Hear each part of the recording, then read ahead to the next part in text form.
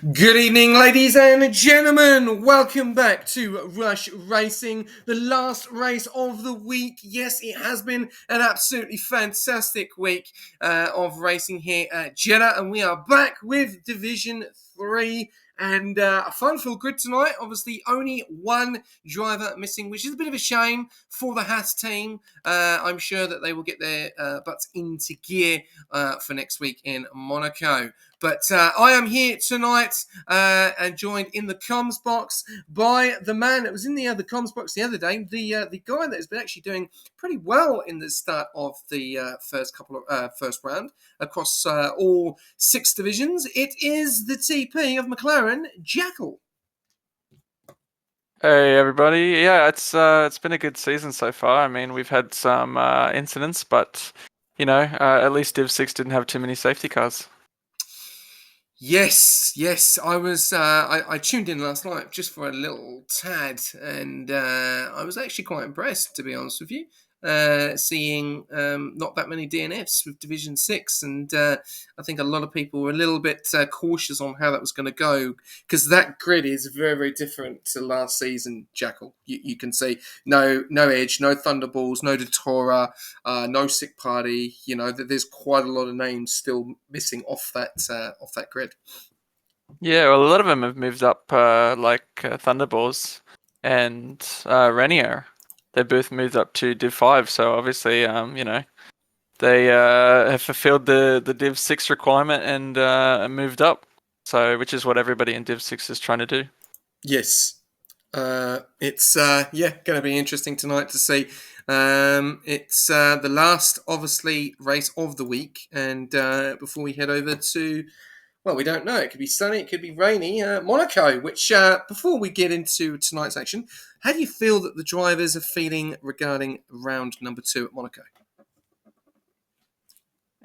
Look, my drivers specifically are, sweating the small details, not hitting the walls, that kind of thing. But, generally the spirits are high. They couldn't figure out if Monaco's worse than 100% Saudi, but I guess we'll find out. Yes, we will indeed. I'm sure it's going to be a very interesting night, and I think there's 2 divisions currently, which I'm just going to give you a little bit of a taster. We've got 2 hours left to go, 13 votes, and it's extremely close at the moment between Division 6, between short quality and full quality at Monaco. Division 5 is the only division at the moment that have gone full quality next week at Monaco. Everyone else has gone short, so you've got 2 hours, Division 6 drivers. Get your votes in, because at the moment, full quality is happening at Monaco next week for you. But let's forget about that, because now we have we've got tonight's action in Division 3. A little bit disappointing, obviously, not to have a full grid, but it is what it is. Very unfortunate that the reserve drivers, they want to reserve, but then they don't turn up. So, it is what it is. What do you think we're going to see tonight, Jackal? What team, apart from obviously yourself, your team, don't be biased, but how do you feel that what team's going to cause problems tonight? Yeah, look, I mean, Alpine has a very good lineup. Not to pat you on the back or anything, but I've already noticed that RJ has taken off his front wing end plate, so that's obviously not what we want. But also Mercedes is doing tremendously well. I mean, they're the defending champions from last year, and they've shown that they can keep it going. So I believe they're ahead in the overalls so far. So we'll see if they can continue that trend in Monaco, but it's certainly looking good for them. Yeah, it is. It's been an interesting week for some guys, and obviously Division 4 earlier on came out with the verdicts, and it's definitely shown a bit of a precedence as well. The stewards are not going to put up with this season, with some of these drivers already 2 license points away from a race ban. Yeah, I mean, that's just... It's Saudi, you know what I mean? People crash into each other. I mean, I'm a victim of being crashed into, so it's Saudi. You're gonna get people bumping in and shoving each other, and it's gonna be the same in Monaco. People are saying, there's not much room for overtakes, but that doesn't mean people won't go for it. So I really hope the stewards are. I hope the stewards are ready for Monaco. That's all I have to say about that. as a TP, from your point of view, what do you do? What advice do you give the drivers? Like, you're going into obviously the first round of the season. It is 100%. You've seen a lot of penalties. Obviously, you're aware of obviously what's been going on with the verdicts. So what do you do going into a track like Monaco, which is extremely difficult for qualifying, as we've seen? Is a lot of cars on track. Everyone's got to be very switched on to see who's on a flyer, who's not on a flyer.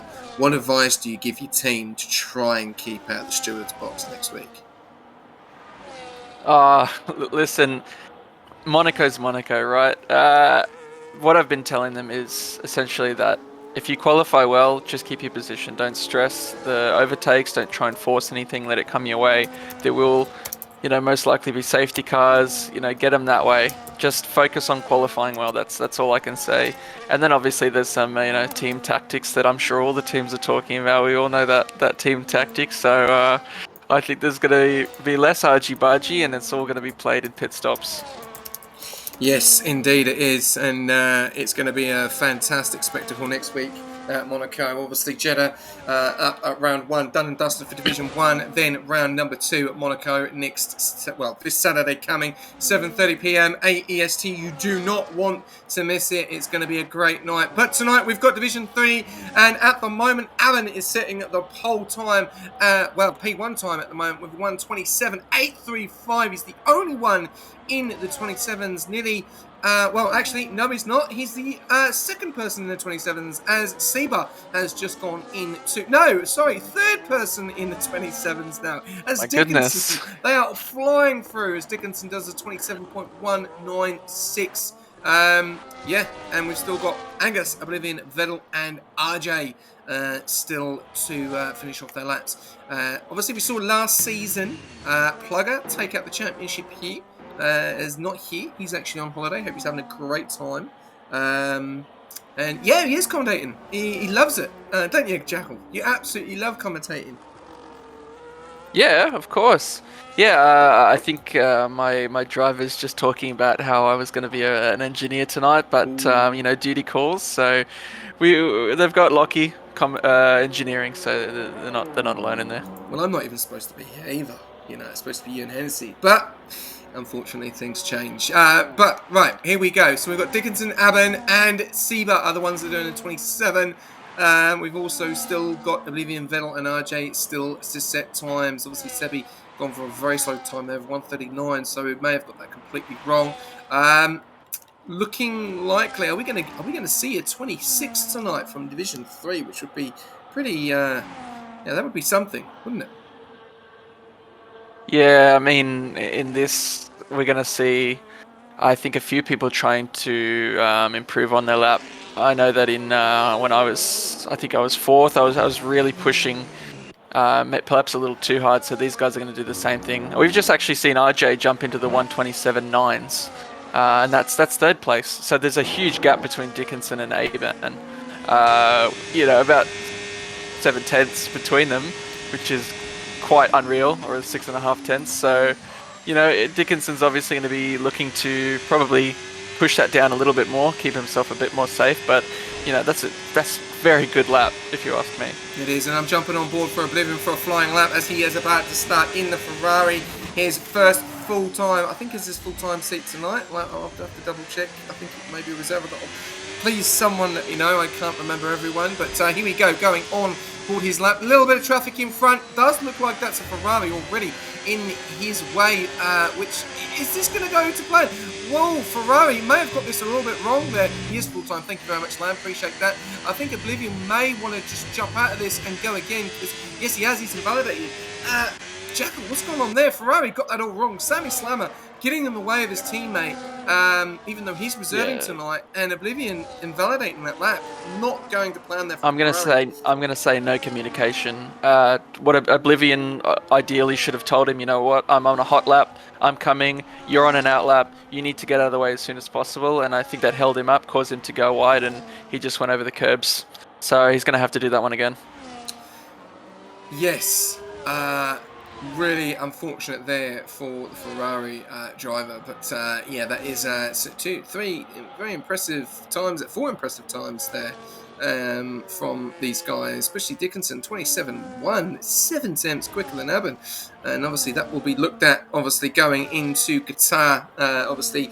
As people are still questioning about the evaluations of some of these drivers, and remember the Oh wow, evaluation. we've got a 5-place grid penalty. There we go. Sebi just saying that. Sebi has got a 5 good place penalty, so a little bit of a situation there. But yeah, more drama in the comments at the moment talking about drivers' evaluations. Question, this has been the hardest thing, right? We've obviously got into the first race of the season, right? And there is these guys that have put some times on that you think, well, you evaluated at these times. These were the times that were set. This is the key that was set. And then all of a sudden they pull in a time like that. What do? You know, like you don't want to jump the gun and move them up, and then all of a sudden they're just at the back for the rest of the season. So what would you what's the situation? Because these drivers are going to get better each week. You know, I don't know how much practice they do across all 10 teams, but this is what's going to happen, isn't it? They are going to put so much practice in to these tracks, especially on a 100% race like Jeddah. Yeah, oh, we've just seen a Williams just spin around, I believe. That's the Williams of Sick Party. Sorry to change the subject, but I've just spotted he's actually... Oh my gosh! He's just been smashed into. Oh no, that's horrible. The Williams has just been in the middle of the road and just been smashed into by what looks to be the Alpine of PST, the V-Carb of PST Sebi. That was huge. I don't know if you caught that on the stream, but... Wow. Yeah, I was not expecting to watch a head-on collision like that. No, I got it live on stream. That was... Yeah, that is... If I was a team principal, I'd be chewing on my nails right now. Yeah. Head in my hands. I'd be pulling a Mercedes team principal. I've made it easy for Thunderballs to be on board. But well, in regards to moving drivers up and down, you know, I mean, we have good tracks and we have bad tracks. Or I might pull a stunning lap at Melbourne. I'm going to do a terrible lap in Qatar. So you really have to give them a few races to evaluate what the average lap time is compared to everyone else. You know, if they have a really good race and then you move them up and then they're shocking the rest of the season. And there's psychological things. They get moved up, they think maybe I'm not good enough for this division, and they drive worse. You know, there's too many things to think about when you do that. Yeah, no, definitely. And Oblivion is about to start again. So, Jackal, I'll let you take it away for flying lap on Oblivion in the Ferrari. Over to you. Yeah, so, you know, going down the straight, he's, doesn't look like he's using any... Going over turn 1 and turn 2, that was very clean. I don't know if it's just me, but I can't see his battery usage. Turn 3, then you just want to hang it right into turn 4, keep that momentum going, but not too much or you'll wash out wide. You don't want to go over that curb. Roller coaster curve, you'll definitely go off with that one, and down the long straight into that sort of a twist. It's a very, very quick one, but you can spin around quite easily in this corner, to be honest. We've all done it. There's no shame in that, and there's quite a few overtakes coming up here as well. He swings into the right and then the quick left and just dodged the wall. You know, that's a wall that we've also always hit. Maybe it's just me, but I love that wall. Kissed it a few times. Then we're coming up on this DRS straight before we hook it left and then try and just keep it on the track. There we go, back to right, and then we have this long DRS straight coming up. This is a great spot for overtakes, but you got to be careful overtaking here because you go down into the start-finish straight and there's another opportunity, but it looks like he's just sunk a bit wide there. Caught the yellow flag, maybe he's seen the yellow flag, but we'll see where this lands him. And it lands him in P1 with a 1:26.9. Wow. He's just pushed Dickinson down. Yeah, he has. That's an impressive time there from Oblivion, and we know that he's got the pace, but does he have the racecraft going into the race? This is a long race. 50 laps around Jeddah, and he's got to do that 50 times. So, yeah, this is probably the worrying thing But the track is now going to start to ramp up. We're going to start to see some, times, which is exciting to say the least. But we'll have to wait and see what happens. But we have some mixture of times there. We've got 4 guys. We've got Dickinson, RJ, Seba, and Aben all in the 27s. Tudor is not far off that 27 there. He's doing a 28 flat. And then it's pretty consistent from 28. Well, there you go. There's another 27. I think that's just come into there. So we've now got 5 27s. No, we haven't. Sorry. We've got another 28 flat nearly from Sebi, just putting in just 10 thousandths of a second more than Tudor Gaming there. So pretty close with the consistency there. And if you look all the way down from P6 all the way down to P17, they're all in the 28s. So top P2 to P5 in the 27s, 1 in the 26s.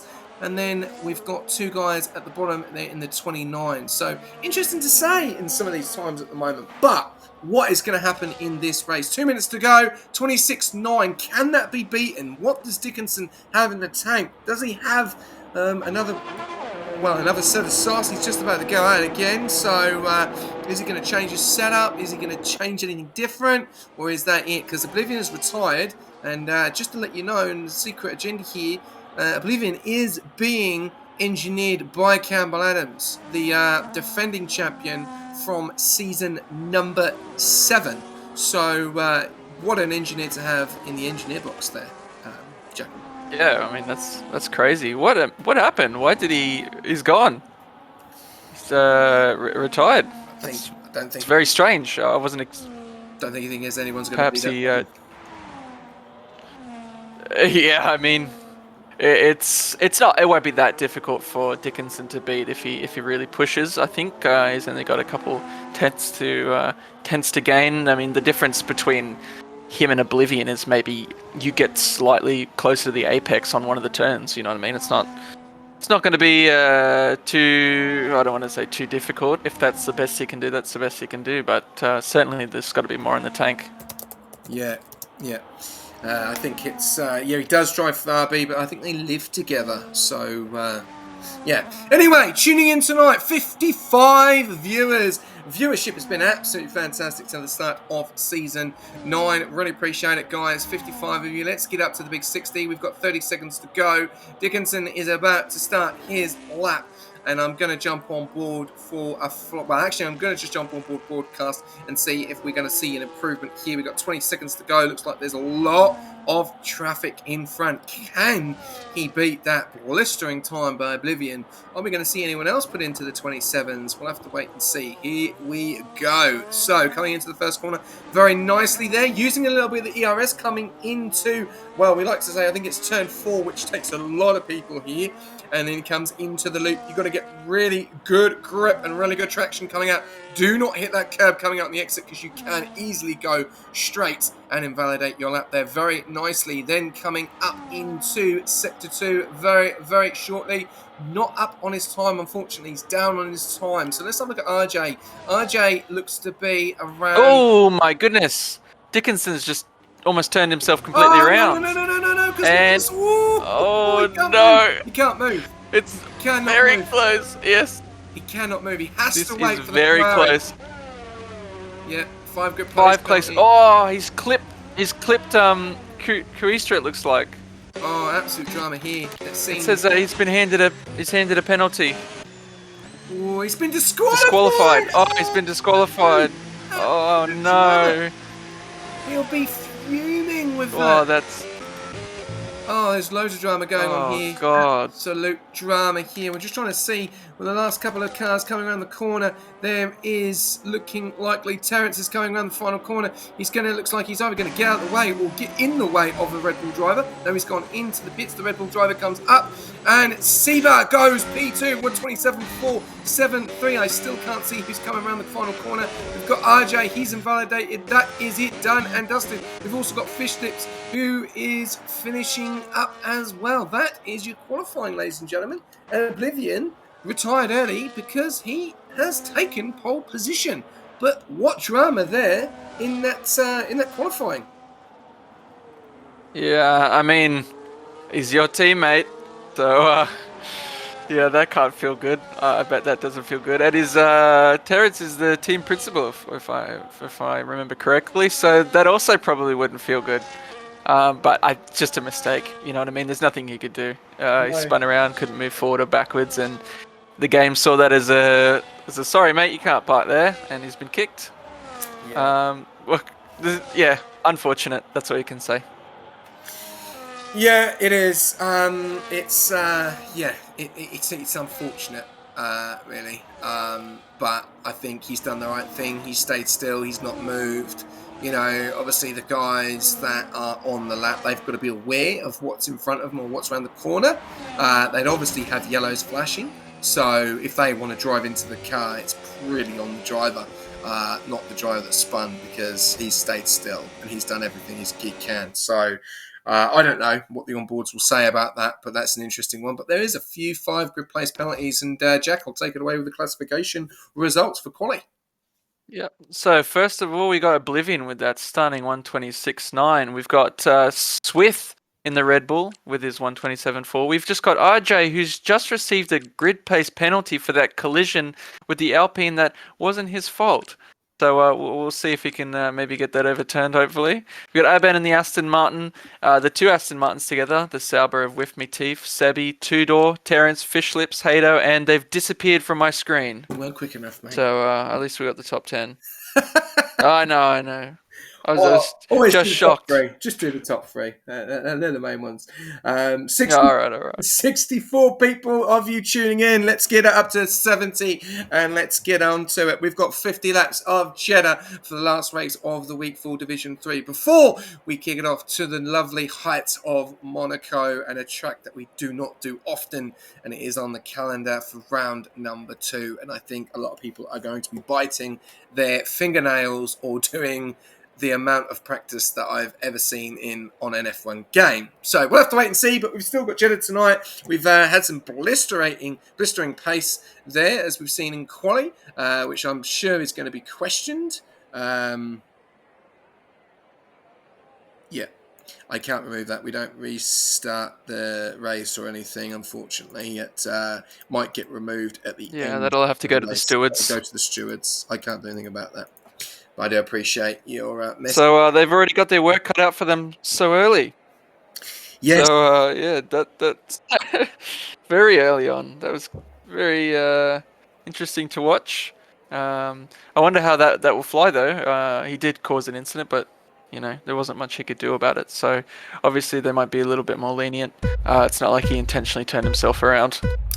No, 5 red lights, and we are away for the Jeddah Grand Prix. Last one for Division 3. Here we go. Let's get on to tyres. Every single driver on a medium compound tyre. Swift Oblivion has lost 2 spots already. Aben up in the P2, Swift into P1. Drama at the back. It's an Alpine involved in a Red Bull, involved in a Haas, and involved in a Williams. It's all gone wrong at the start of this race. Jackal, number P1 is obviously completely changed, and Oblivion now into P3. Sick Party has got front right damage. It looks like a VSC. All gone wrong there on lap 1 for Division 3. Oh, classic turn 1, lap 1 incident. I mean, we all saw it coming. That's what all the team principals tell their drivers. Turn 1, lap 1, keep it clean, please don't hit anyone else, and it looks like it's happened. So we've got a Williams missing a front wing. We've got a Red Bull also missing parts of his front wing. I think they're all missing parts of their front wing. So they'll be trying to box as soon as possible if it's too bad to drive in. Yeah, all good. It looks like the Alpine has also lost his front wing. Oh my goodness, this was a bigger crash than I thought. And the Williams. Oh goodness. Oh no. The bottom 4.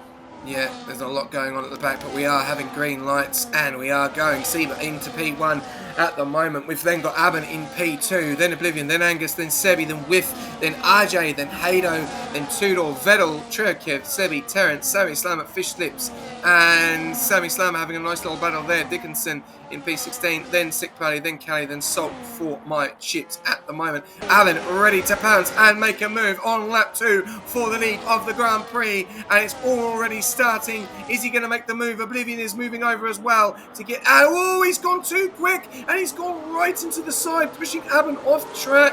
That may be looked at by the stewards already. Aggressive start there from the Ferrari driver, now dropping into P4. So he's lost 2 spots, and that will be great news for Aston, because now Angus will be able to hold the Ferrari up and let his teammate push on and try and catch Seba. A little bit of drama there for the Ferrari driver. We've got Angus has gone off track there, and he's now got Oblivion right on his tail again. It's all kicking off on the early stages of this race, Jackie. Yeah, wow. That's already a lot more action than we were expecting. So we've also got Oblivion just on the overtake on the Aston. Good thing to see both my drivers up at the top 10. Makes me happy, but it doesn't feel good for the Alpines or the Williams, who are unfortunately both down there at the bottom. That got caught in that incident. Yeah, so there'll be some discussions after the race about how that one started, I think. Yeah, no, definitely. A little bit of drama there already. We're going to jump on board to some position changes. And we are seeing a few changes there. Sebi up 7 spots. What a job from him. We've then got Seba and Aben going at it. And these 3 are really going at it. We're having a really good battle here. Lap 2 out of 50. And we're already going at it already. Oblivion up into P2. He lost 2 spots earlier on. And he's now ready to pounce and make a move on Aben, getting the fastest lap on those medium compound tyres, gets the move done back into P1, Abenan to P2, and Cedar into P3. What a start there for these top 4. They've been all over the place in the space of 3 laps, Jack. Yeah, it looks like Sammy's just pitted for a new front wing as well, so that's obviously going to create some opportunities. He does have a 20-second gap to Vettel, so it'll be interesting to see where he comes out. It looks like he will. Yep, Vettel will shoot over him, so that couldn't feel good. I know how it feels to have your front wing taken off and watch everyone fly past you, so that's not ideal for Ferrari, especially when they have one driver who's already doing some pretty quick laps for the 3rd lap of the race. Yeah, no, absolute drama here in Jeddah, and this is what we like to see. We've seen it already, as we've seen P12 all the way down to P19 making those pit stops already, so they will have a little bit of an advantage, but not something you probably want to be doing. Yeah, well, will you buy me a laptop, mate? Then no problem, I will. But until then, we'll continue streaming how we are. Okay, sorry about that. I know the stream's not the quality, but I am the commentator, and unfortunately, that's all I can do. So I do apologise on the quality of the stream if it's not up to scratch. But we will continue. Sorry about that. I do get a little bit frustrated about sometimes people keep asking about the quality of my streaming, and I do as much as I can. If people have got 1080p and they want to stream, then by all means get amongst it and you start commentating some races. Anyway, yeah, absolutely. On that note, we've got a bit of drama here. We've got Aben back out in front in Oblivion there. But we've got then Oblivion down in at P2, so it looks like he's going to be switching around quite a lot here between Aben and Oblivion, but Seba is going to stay with them close. Now, we saw the qualifying earlier on, Jackal. That, at the moment, means nothing because these guys are staying in the DRS, and if they can stay in the DRS for 20 laps, we've got a race on our hands with the top 5.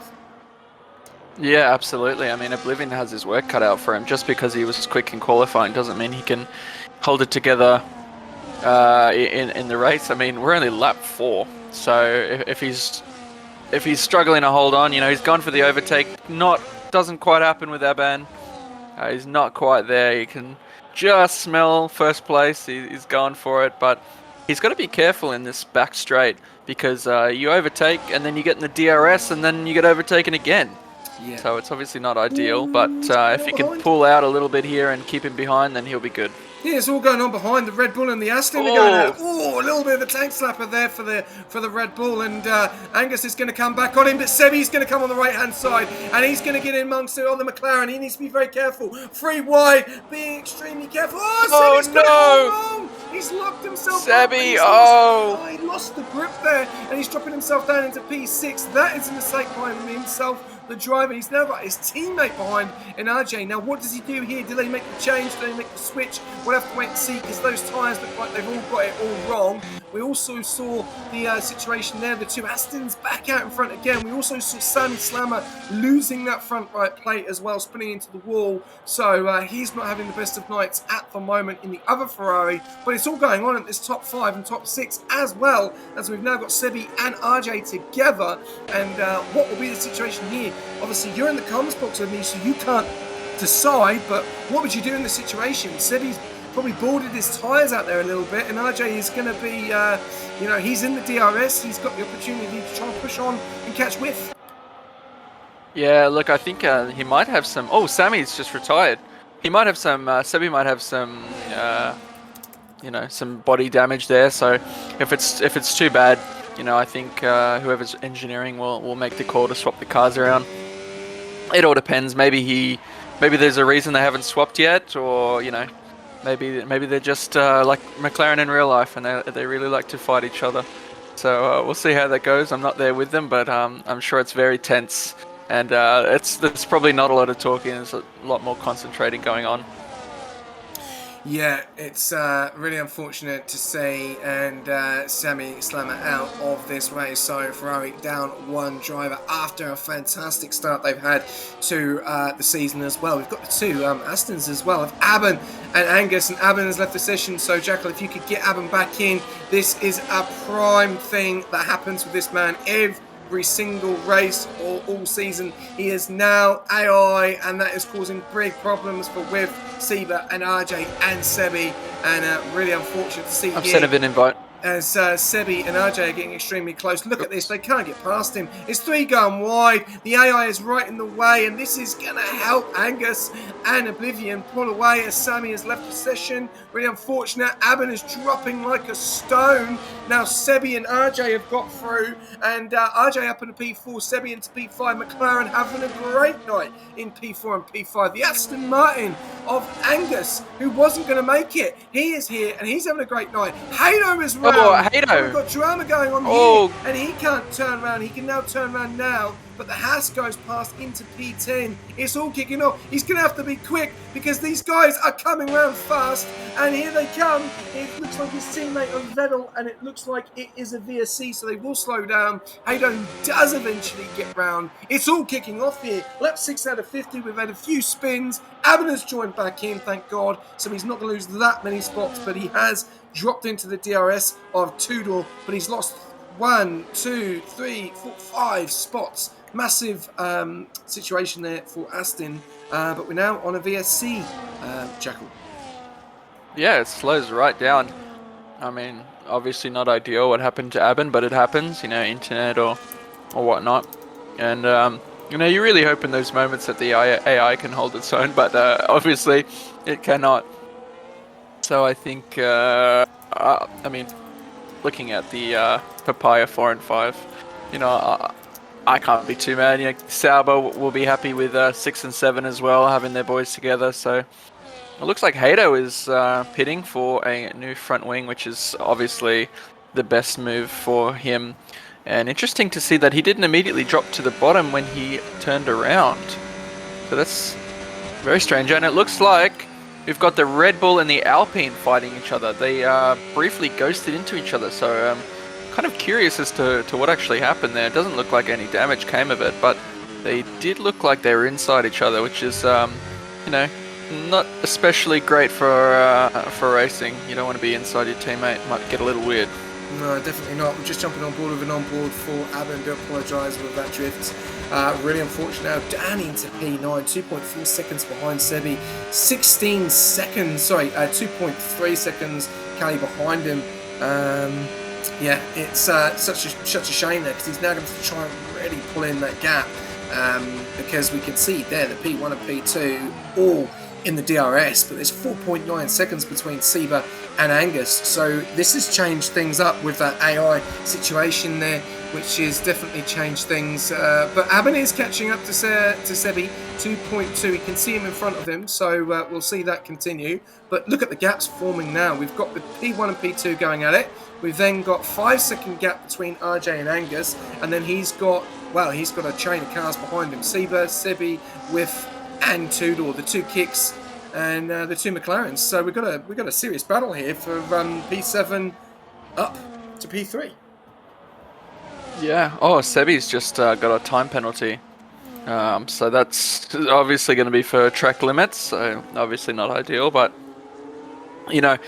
towards the end of the races, we see that almost half the grid picks up penalties. So who knows? Maybe it'll even itself out, or maybe he might drop some places. But Terrence with a 15-second gap to Carly. That's the biggest gap of them all. And obviously RJ's dropping back from the Aston Martin, who's out of DRS for Oblivion. Oblivion's just in his own world. Yeah. He's the perfect quali, perfect race. I think it's going to go very well for Ferrari. Obviously sucks what happened to Slammer, but you got to take what you can get in these times. Yeah, but the problem is we've seen this. It's all right winning the race, but winning it cleanly, because a lot of these guys over the space of the first round have won races, but actually lost the race due to the steward reports. So this is going to be the key, which I'm sure, obviously, most of the TPs will be having chats and conversations going into round 2. And yourself? Yeah, I don't know how the other chats with the TPs go, but I like to keep my chats with the drivers light. We're all hobby drivers. We all drive for fun. We all have jobs and lives. So there's no point yelling at a driver for something that was ultimately, a racing incident, or maybe it was just a silly little incident. It's no good. Oh, you're shit. You're a terrible driver. You have to support them in their best times and their worst times. If you're going to cheer for them when they're on the top, you have to be there when they're on the bottom. So I don't know how the rest of the TPs do it, but I personally like to make sure that my drivers are content in the team. They're comfortable. They know that no matter what happens, we've got their back, and I hope that'll lead to good things, and it has so far. So. Yeah, no, it's been a great start for your team as well. You're having a very good night as well in Division 3 and 3, third and fourth Sebi with that penalty. I'm on board with Sebi. Sebi's getting very, very close to the kick saber of Tudor, looking ready to go for a move there. Didn't know Sloan was low on stream. I didn't think I just caught it. I think I'll apologise after. It's not actually. Keep the language to yourself. I think he did. Was it me? Yeah, it was. Remember. Yeah, he said the S word. Yeah, it's past 9 o'clock anyway, me. so yeah, don't worry about it. It's all good. We do a little bit of excitement, but we still keep it professional the way it is. You snitch land. That's what they're all saying. Anyway, we've got. Yeah. We've got Sebi putting the pressure on Tudor now, going into that sector 1. As you can see, they're really dropping on the ERS, dropping it down to none so they can get real good traction, real good grip, because you do not want to be taking it in the wrong area. But Sebi is all over the back of the kick. He just can't find a way through at the moment. This is probably one of the best races I've seen Sebi. Are we going to see a little bit of redemption from him? Last season struggled. This season he's looking very, very good in that Visa cash out. His teammate down there in P13, he's in P8 at the moment. He is in a DRS battle between 2 kicks and a Red Bull and 2 McLarens. But RJ is starting to pull away. I think Sebi has just allowed him to pull away a little bit. But he could come under extreme pressure very, very soon. What is going to be the situation with the kicks? What do you do? Do you switch it round soon? What do? Do you try and get one of them to push and push on and try and get past the Red Bull and Sebi? Or do you just ease in, save your tyres and try and go a little bit longer on your pit stop strategy than you would at the beginning? Well, it looks like Whiff is getting quite close to the Red Bull, so I don't think they're going to do any team rules at this stage. It's papaya rules in McLaren, but I don't know what that would translate to in kick. Green rules, Hulk rules, something like that. But no, I think Whiff Metif is going to be the faster driver. He's already closed the gap to Swift, and we'll see if he goes for that overtake, and then his team will have to do the same. Just hope they get it right and they don't make any silly mistakes, because if you one makes a mistake, the person behind normally suffers as well. So that's the downside of having a teammate right behind you.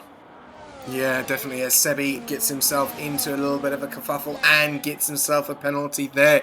We're just looking at the difference between the two drivers of Whiff and Tudor. As you can see, Whiff Matif is slower than Tudor. Tudor is doing a quicker times, 133.378 to 133.589. So Tudor 2 tenths quicker. Do you allow that 2 tenths to let him push on and push on and try and get Seba and Sebi as well? Because I don't know if this is holding each other up at the moment, but Tudor's dropped back a little bit, doesn't want to lose too much time, but he's got Sebi. But now Aben has got right to the back of Sebi, and he's ready to pounce and move, goes for the move for P8, and he's showing that pace early on, losing the connection, which has really hurt him. His teammate of Angus doing a great job there in P2, looking like cementing that P2 tonight. We'll have to wait and see. There's still a long way to go. Aben's got the move, but Sebi's going to come back at him on lap 12. Does he go for the move on the left-hand side? No, he stayed in formation. And let's go a little bit further down the pecking order. We've got Terence and we've got Callie. He's probably in a whole on his own, a world on of his own there. We've got Terence having a nice little battle there with Vettel.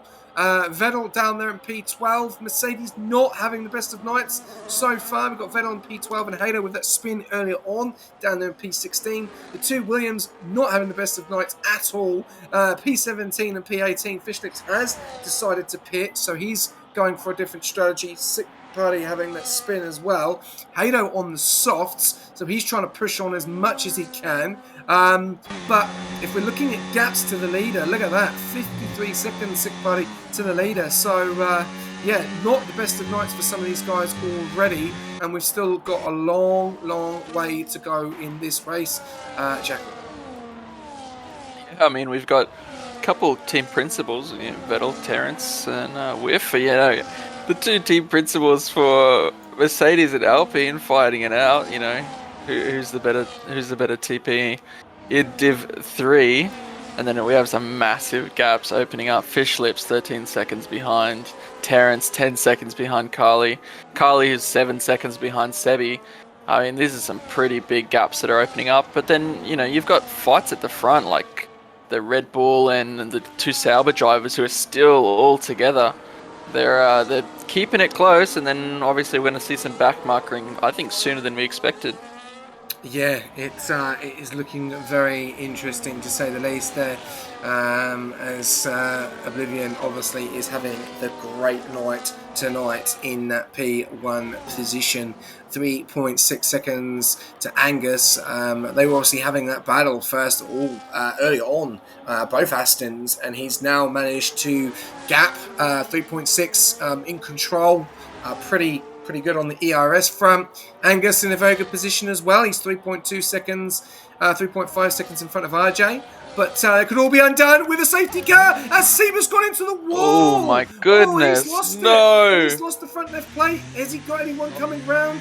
Yes, he does. He has the Haas of Cali, who is just about to come around the corner now. He's going to get good slipstream, and I reckon Cali will get this move done very easily. Seba! Oh, that's massive for the Red Bull driver, making that mistake. He's now going to come in extreme pressure from the Haas, gets past him, and now that is now RJ up into P3, Sebi into P4, and the two kicks in P5 and P6. What drama is going on? He was P5, I believe.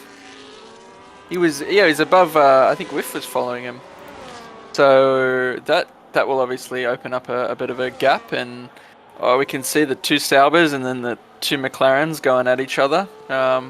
Which if the Kick Sauber team principal is listening, maybe don't take all four cars out at once. We'd both have a bad night then. But we'll see what happens.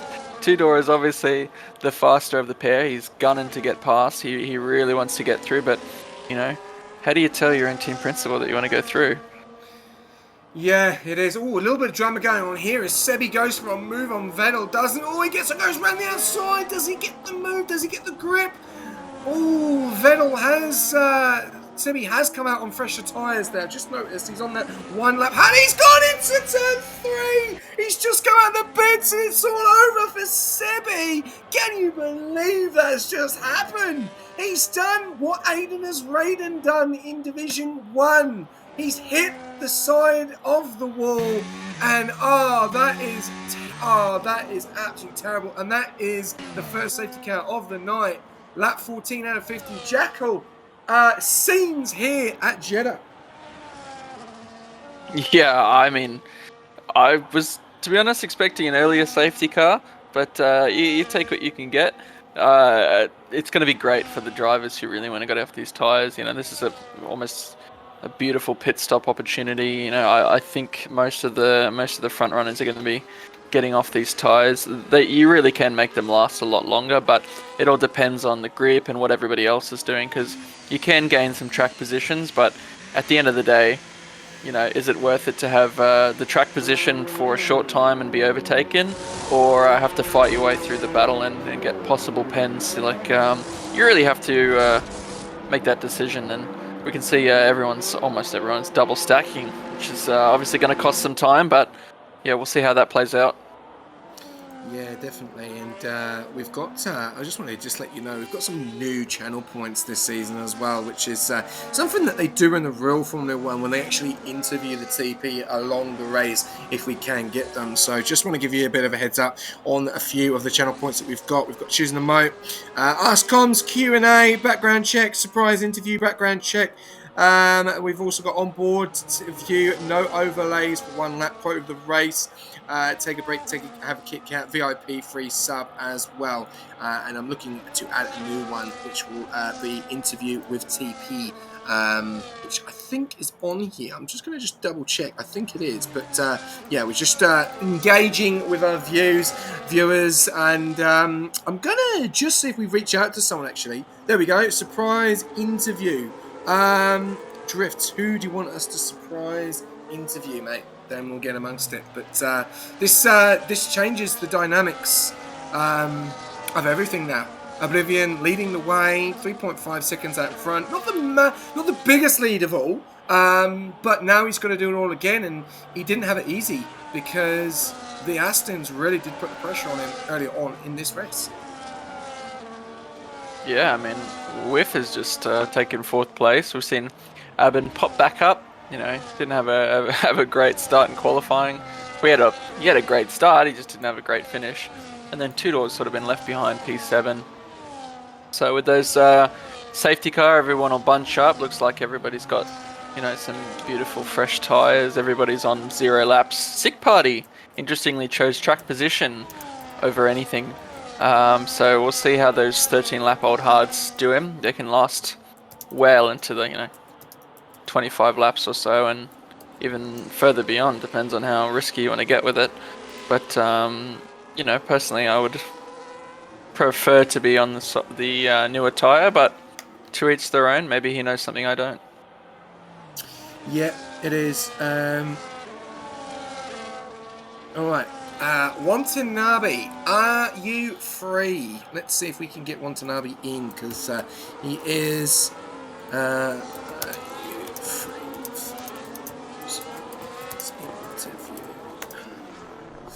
I'll just see if we can get him in. Let's see if he's there. I will send him a quick message. If not, then we will have to get someone else. Or we will refund you your channel points. I've flicked him a message. We'll give it a couple of minutes. If not, then we will ask you to pick someone else, Drifts.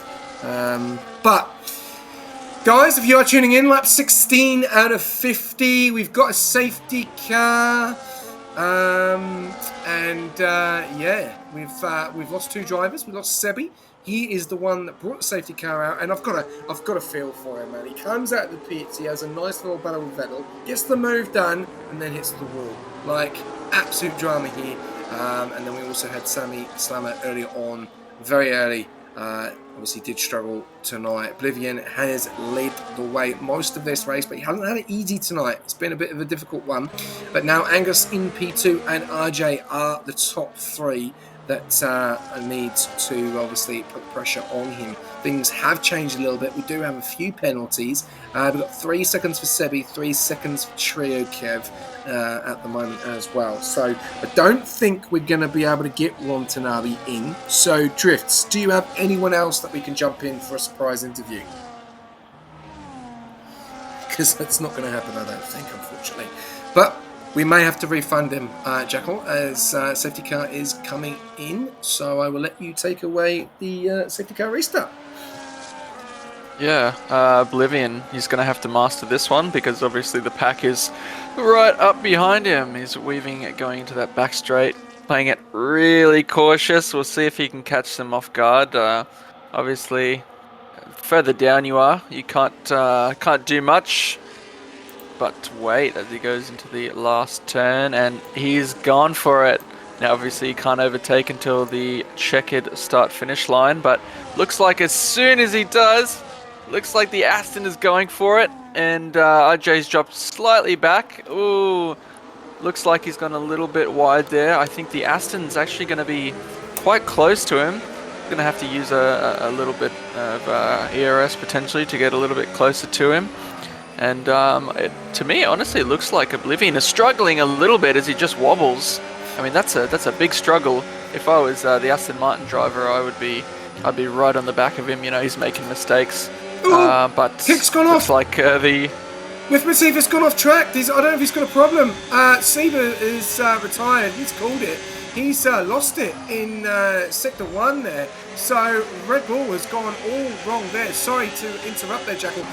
With Massiva's dropped all the way down into P9. So he's got it all wrong there. His now teammate is up in the P6.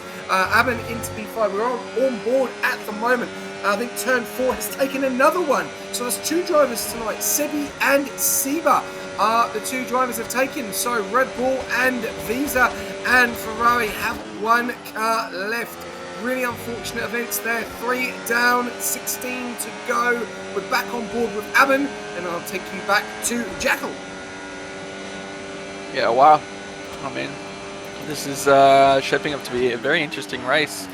Not too many big crashes, just victims of turn 4, it looks like, as we see the Aston Martin going again. But the RJ, very, very close to overtaking. He's looking for it. He's looking for the opportunities, and you know, when you have Oblivion making a little bit of mistakes in front, it's a little bit of a confidence booster, because you know, if P1's wavering, P2 gets past, that gives you opportunity to pounce.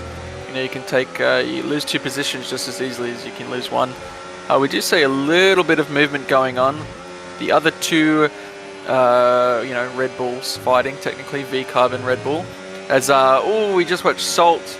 He's just ridden the roller coaster, but thankfully he's managed to keep it on track. And that's a curb that catches everyone, unfortunately.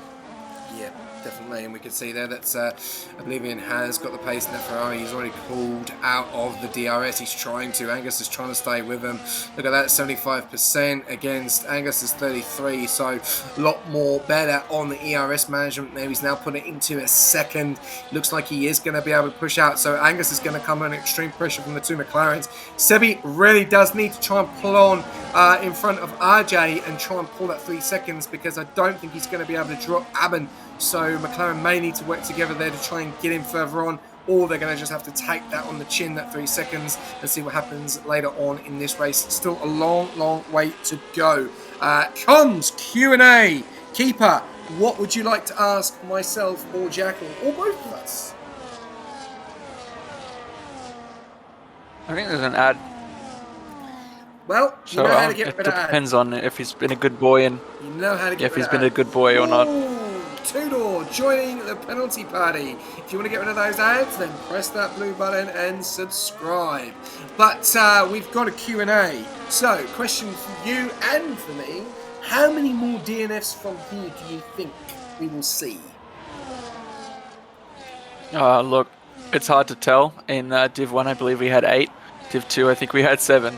So it's really hard to tell. If I was a betting man and I had to put it, I'd say 6. I'd say I think 3 more people are going out, and I think that's it. Unless you're going to say 6. All right, I'm going to say we will be left with 12. 12 people left. Yeah. Oh my goodness. Yeah. So that's what? 4. That's 7 DNFs. Yeah. I'm gonna Call me an optimist then. I'm going for a big one. I just think there's going to be a massive accident. Something I don't want to see, but yeah. So there you go, keeper. He's going for 6, so 3 more, and I'm going till 12. As we're seeing a battle go on here between the two, McLaren and the Aston. Aben getting that connection back up and running, and he's definitely showing what he's got. We saw him earlier on in this race with his teammate Angus, and he's now back in the party. Oh, he's gone for it again. He's going to go for it. They're both going to go side by side. Sebi is not giving he pulls out. RJ says that's my place as well. Oh, lovely bit of driving here between the green and the oranges. You could say the green apples and the oranges. If that works. I don't know if that works as an analogy. Yeah, there's a few greens on the track. So we'll go with the green apples and the oranges. Well, you could have said papaya. It's also a fruit. Everyone says papaya, mate. I'm gonna go for something different, like the oranges or the tangerines and the pears. Yeah, fair enough. Pears are dark brown though, so yeah. Anyway, what the hell are we talking about fruit? Let's talk about Formula 1. We've got 30 laps of racing to go, and I think we've got a surprise interview, and we are going to interview Sebi. Sebi, are you in the comms box, my friend? No, he's not. So we can't interview Sebi because he's not here. Is Sebi in the room with us right now? Let's Sebi, where are you, my friend? Come and join us in the comms box. Let's just quickly send him a message as I have to do everything. There we go. There you go. There is the comms box. Let's see when he jumps in. Right, let's see if Sebi jumps in, have a chat with us. But Jackal, this is being quite interesting. Salt getting a 3-second time penalty. It is really, the battle is on between the McLaren and the Aston at the moment. And they just don't seem to leave you alone. Aben is really putting the pressure on Sebi. He knows he's got that penalty. He's going for the move. Tudor is going to go for the slipstream as well. He doesn't get the move done. And now Aston 4 and 3rd and RJ in P2. Can RJ now put pressure on Oblivion before we get to Sebi? What's your thoughts? Can he do it? Can he put the pressure on Oblivion? Or is it going to be a tough ask? Yeah, look, RJ is a very quick driver. Obviously, we've retained him from last season. I know how quick he is. I know his skill. And, I don't know too much about Oblivion. So I'm going to say that based on what I'm seeing right now, P1's looking pretty nice. Sorry, Ferrari. I know Sammy's gone and you need just one win. You need just one more. But I'm really hoping, and just what Sebi didn't quite nail that corner, and he's slipped a little bit. So I hope he's doing okay. He might have some underbody damage from that turn 1 incident, but I hope not. Yeah, I think he's doing a great job actually. Didn't have the best of evaluations, but the racing tonight, apart from that penalty, he's doing as best as he can, trying to stay with Aben there, and he's actually dropped him from the DRS. So the Astons, I think the Astons are going to be double teaming RJ very, very soon. So we'll have to wait and see how that's going to go. But we do have a surprise interview. We are going to jump on board with his teammate Kev, who is down there in P12. Sebi, good evening. Hello, SJ. Hello, Jackal. Yes, you got it. What's going on? Surprise interview from Drifts. Mate, I feel for you massively. You come out to the pits, you put the fresh hards on, you get the job on Vettel, right? And then you put it into the wall. Talk to us. So, all week I've been practicing for a late race dive bomb, like just down the inside for, I don't know, podium position, but a clean dive bomb, obviously. So I tried out on Vettel, I get it done, I get turn 2 finished. Now I'm thinking, just have to chase down the car in front, but I don't know what happened, must have just turned in too early or not broke hard enough. I feel for you, man, because it's been a corner that has really taken a lot of drivers out in the space of all the races. And you were in for a real good shout. You were putting the pressure on the two kicks earlier on. And the car looks absolutely glorious. And obviously, yeah, it looked like it was going to be the start of redemption, because obviously he struggled last season, as we see Kelly go way off there and then he go into the wall. And yeah, I think he's actually lost his front plate there. So a bit of drama for the Haas driver is now he's got Hado right behind. Sorry, I will jump back to you. Yeah, really unfortunate. Going into next week, how are you feeling? Are you optimism? Do you have any nails left? Like, what's the go? Monaco. I think the main thing is just practice, and practice. Because if you mess up even just one turn at Monaco, it can end your whole race. Every turn there can kill you. So you need to practice a lot to make sure you don't die at Monaco. Okay, all good. That's good optimism to have, and obviously it is a two-stop. Oh, Dickinson's out! Alpine have gone! Alpine have lost one. Dickinson's gone! And it looks like he's in the wall. And is that a safety car? Yes, it is. And where's he lost that? And I'm just going to work that out, where he's lost that. And Turn 4? Turn 5? yeah, he's lost that at turn 4, turn 5. Drama here at Jeddah. But while that's happening, we will jump back on board with that. I will push Jackal on to if he's got any questions for Simi. Yeah, I mean, obviously that didn't feel good. How much, you said you did a lot of practice for this track, did a lot of dive bomb practice.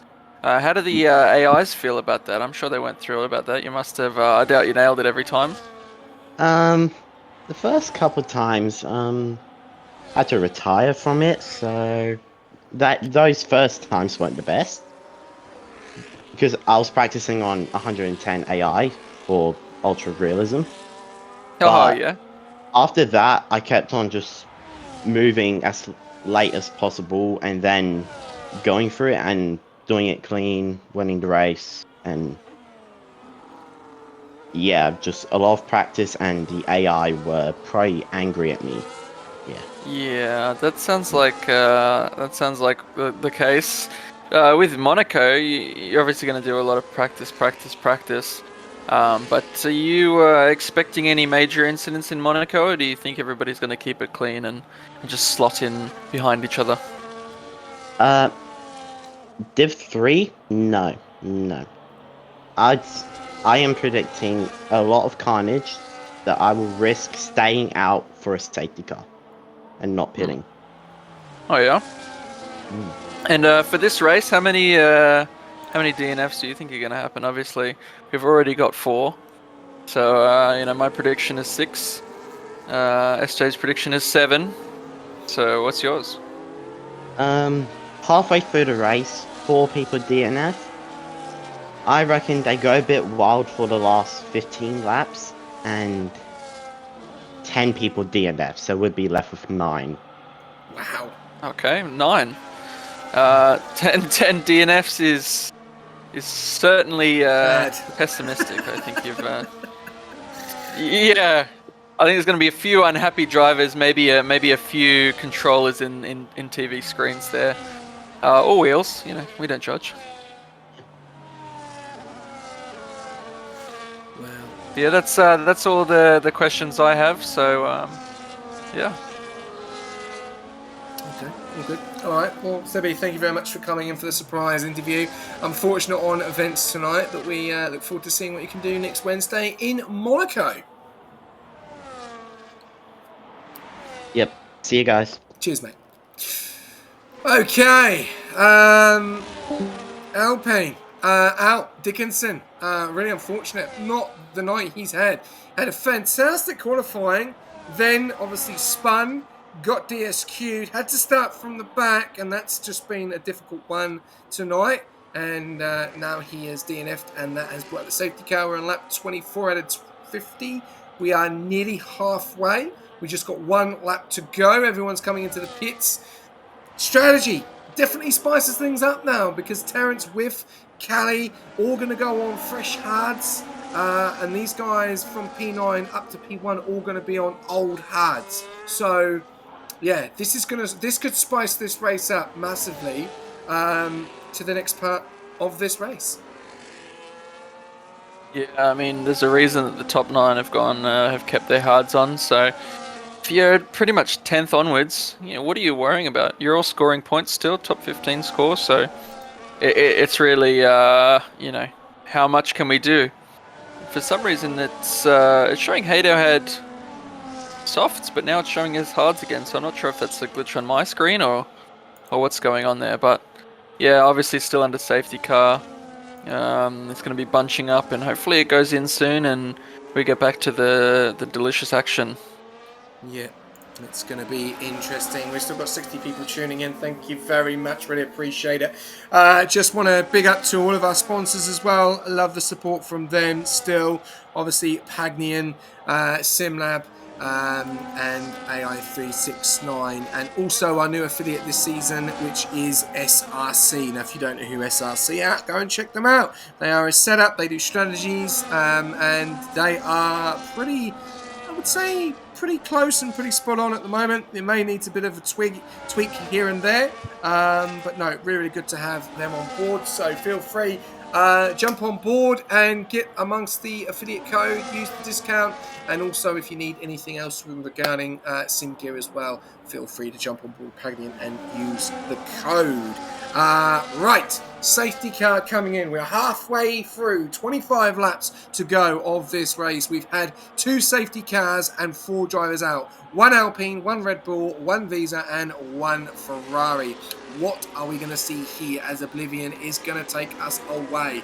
Can he pull away again, or is RJ going to be able to pull in the gap? That is the question. Here we go, down the main straight. No overtaking before the finish line. RJ doesn't go for a move. No one goes for a move. Very, very good to see from Division 3. But RJ has really pulled it in. Remember, P1 down to P9 are all on the same strategy. The only difference is P5, P6, P8 and P9 all have penalties. And there's another one. 6 now for Sebi. That's massive for McLaren. That helps Tudor out. That helps Vettel out. And that definitely helps Trio Kev, Sock for Chips, and the rest of the pack out. As we see Sock for Chips taking a very interesting route off track there. We're seeing yellows flash in Sector 1. Don't know if that's still the glitch with EA. As Trio Kev Terence and Salt going side by side. Terence getting the job done on those fresher tyres. Terence is going to be one to watch out for now, because I believe that he could go to the end on these tyres. So he's in a massive opportunity to actually win this race if he stays with the pack. Yeah, I mean, seeing Sebi get that penalty, Lockie, if you're listening, tell him to keep his head down. Just focus on the race. Don't focus on the guy behind you. Because I think that's where it gets a lot of people. You hyper fixate on the guy behind you. You're not focusing on what's happening ahead of you, and you go off the road. And obviously, it's not the worst penalty you can get, but it's certainly not a comforting one when you when you're trying to pull away. So yeah, Lockie, if you're listening, please give him some words of encouragement from my end as well. Yeah, it's becoming quite a good night, and but unfortunately those penalties are going to hurt, especially earlier on, as we are still seeing yellows in Sector 1. EA, please get that bloody fixed. Seriously, how many times do we have to get up glitches? As Aben joins into the penalty crew, and well, there you go. This is starting to spice things up. Now we just need to see Oblivion and RJ get one, and this is going to be a very interesting night. Just Oblivion. Just Oblivion. Yeah, you would say that. Don't jinx it. Don't jinx it, please. Don't jinx it. I'm not saying this though, but we could have watched out for Terence. He is on 3-lap hards, and he can go to the end on these tyres. The rest of them, they're going to struggle. I don't think they can. I don't think they can go to the end. I think this is massive. This is massive here for Terence. As Fishlips jumps into the penalty crew there and gets a penalty. We've got an onboard for Drew Boy. Thank you very much. Who are we jumping on board with? This is all kicking off on the safety car restart. And this time, Oblivion has not managed to gap RJ. He is still 8 tenths in the DRS. So the pressure is definitely definitely getting to these drivers now. Yeah, I mean, I know the pace RJ has, and I know how badly he's gonna want to get close to that. It's halfway through the race. There's still plenty of time left in it, and the Astons are fighting right behind. So Sebi's got something to think about there. Those Astons, maybe was it team orders or are they fighting on track? You know, could be opportunities opening up. This is just reminding me of Deja Vu, is when we basically went with Division 1 and we saw Fat Cat and JO7 doing a fantastic night. You know, they had a great night, didn't they, the Astons? Dominated it, and then all of a sudden things changed. I think one of them got into a little bit of an incident or a bit of an impact with another driver, and Fat Cat just could not get back from the back. So it just tells you that you can be dominating this race for so long, and then all of a sudden one thing happens and it changes very, very quickly. But at the moment, Angus is in a great position. Aben obviously in a bit of a difficult position as well, with Sebi and with Tudor. So this top 7 and also top 8 battle, I think, is going to be quite juicy in the closing stages of this race, as we see Oblivion just now getting out of the DRS of RJ. Salt getting a 3-second time penalty, so he's joining into the crew as well. But yeah, RJ just has to try and stay with Oblivion, or hope that he does make a mistake and get a penalty. Yeah, I mean, we've seen quite a few dominant laps in round 1, and as we see Sebi actually making the move on Aben. So yeah, that was a good one. But you know, with Oblivion, you know, we've seen a few races where the leader has led from start to finish, and then, you know, maybe there's a penalty or something happens. But this wouldn't be Ferrari's first win this season, so they can look forward to that if it's coming. He's doesn't look like he's had any penalties so far, or any warnings. So as long as he keeps it clean, keeps that gap going, Ferrari can rest easy. Okay, awesome. Well, that's good to know at the moment what's going on here. But we've got, a lot of drama going on at the front between Sebi, Aben and Tudor and Terence, as Terence is now up in the P7. And I did say earlier on is Terence is one of the ones to watch out for. He is on those fresher tyres, so he's really going to have to push on and continue as much as he can. The question is there going to be any drama in the later stages of this race, as we are coming up to lap 30, which is going to be 20 laps left, and we've got 5 against 14. So I'm going to jump on board with Terence when on board for this lap, just to see what his pace is like on his time, because at the moment he's 1.7 seconds behind Tudor, and he is on a lot fresher tyres. So does he have the pace? Because if he does, then we're gonna have a nice little battle between the Alpine and the rest of the pack on those fresher tyres.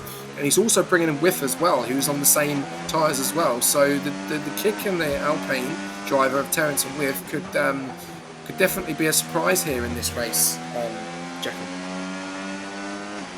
Yeah, I mean, there's a lot of gaps opening up pretty quickly, and there's a lot of gaps that are closing. I mean, we're seeing some DRS trains that are breaking relatively quickly, and you know, some that are opening up again. This Terence is slowly pulling back. I think he's sitting around the 1.5 mark, but he's sandwiched in between 2 Saubers. As Oblivion, wow! There we go. That's huge. There we go. That is huge. That spices it up. That spices things up massively. And we've got more spicing things up because people are getting spicy in the chat. We're going to redeem the background check there for Flubber. I can't say too much because this is his first season as a TP. So background for him is first season, took over from Franz, got a little bit of experience from him. Doing a great job so far. He's got a pretty good team, and yeah, he seems very motivated. He's got a plan. He's got a structure in place, and yeah, I'm really excited to see how he does, and continuing to be a TP for more seasons to come, which I think is his plan. So he is not going to be a one-trip pony. He is going to do a few seasons, which is great. And on that note, we've got him we've got him being asked to be a surprise interview. So I'll flick him a message and see if we can get him in for a surprise interview, if he's listening in or not.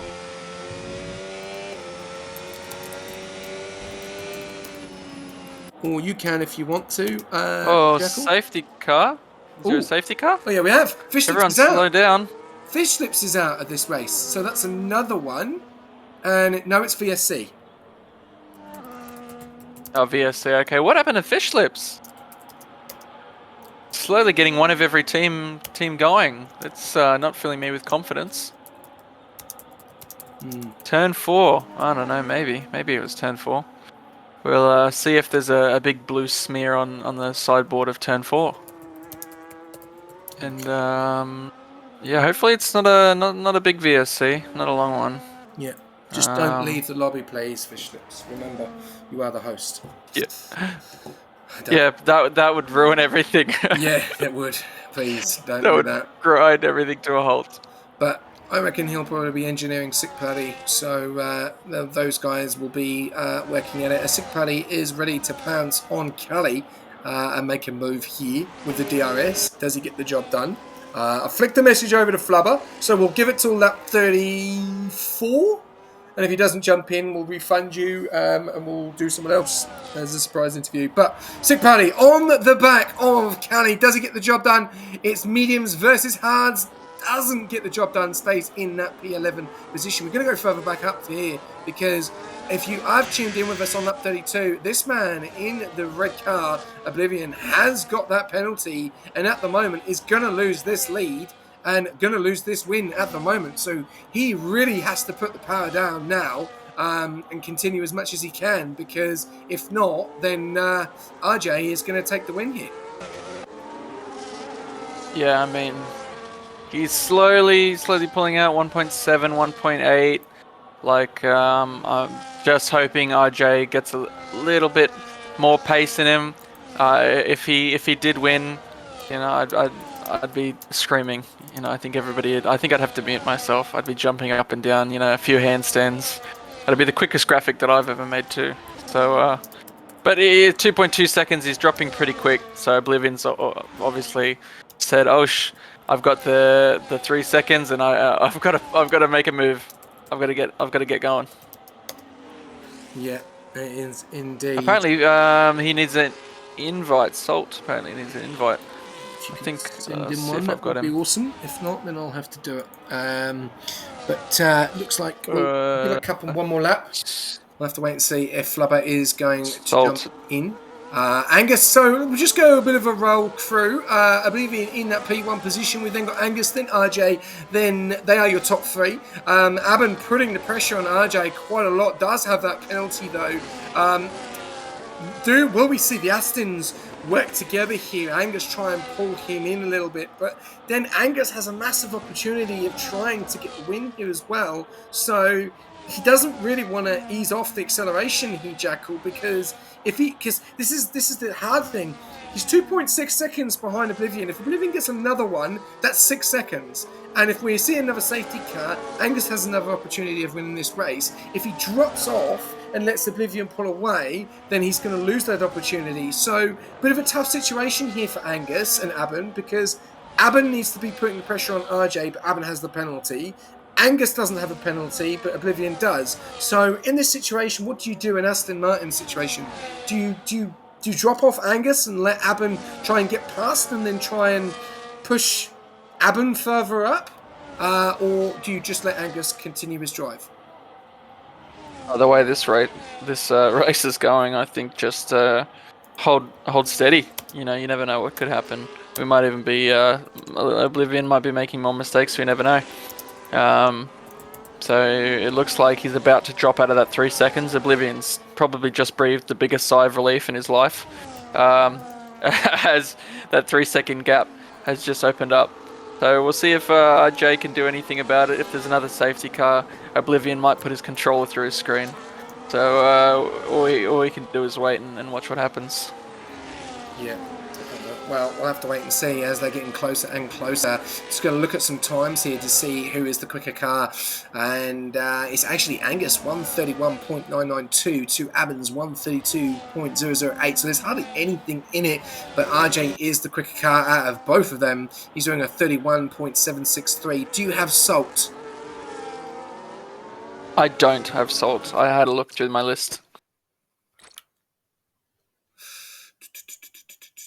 So yeah, I don't think. Bear with me. I think I sent him a friend request when we were in the lobby. So maybe he can dig through some, see if he sees mine. Yeah, I'm going through now. No. Otherwise, maybe Fish Slips will definitely have him. Yeah, I think so. Because we know Fish Slips are still here at least. Yeah. I'm just trying to see. Hang on. See if I can help. There you go. Alright, sent. Okay.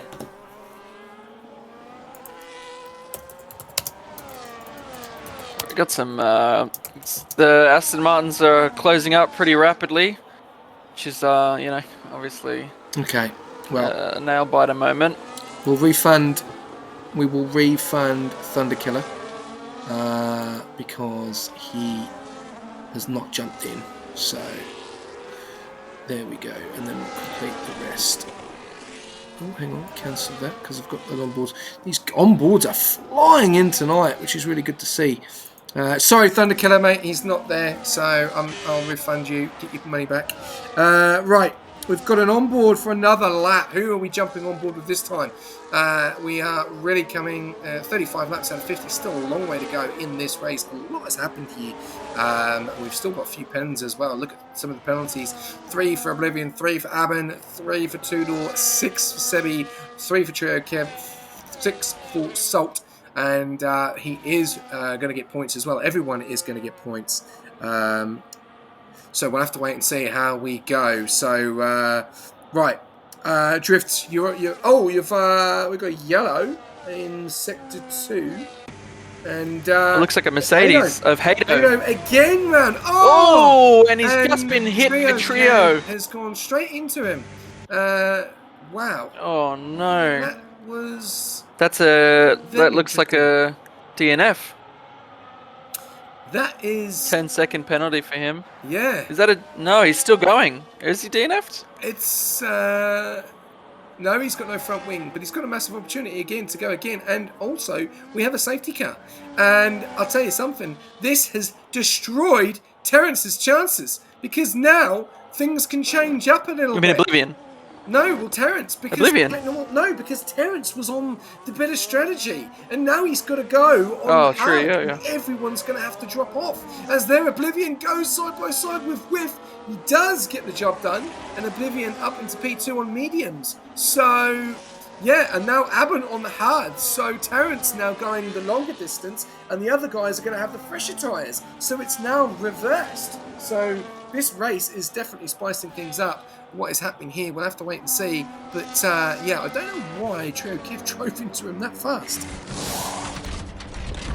Yeah, I mean, when you see the yellows, generally, I think your race engineer will tell you as well that there's the in-game race engineer will tell you that there's yellow flags. So, maybe one of those things you just zone out and all of a sudden a Mercedes appears right in your face. So, it looks like both of them came out of it.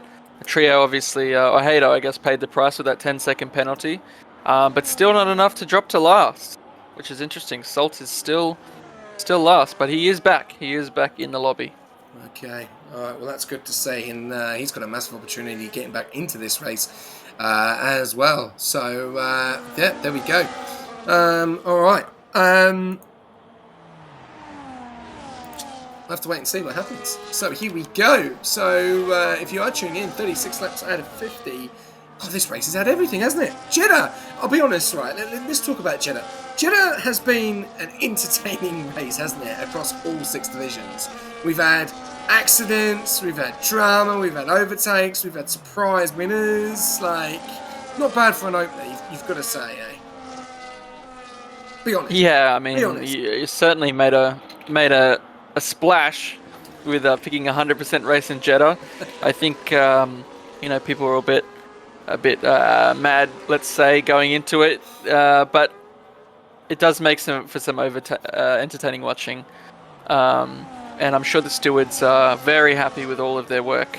So that should keep them busy.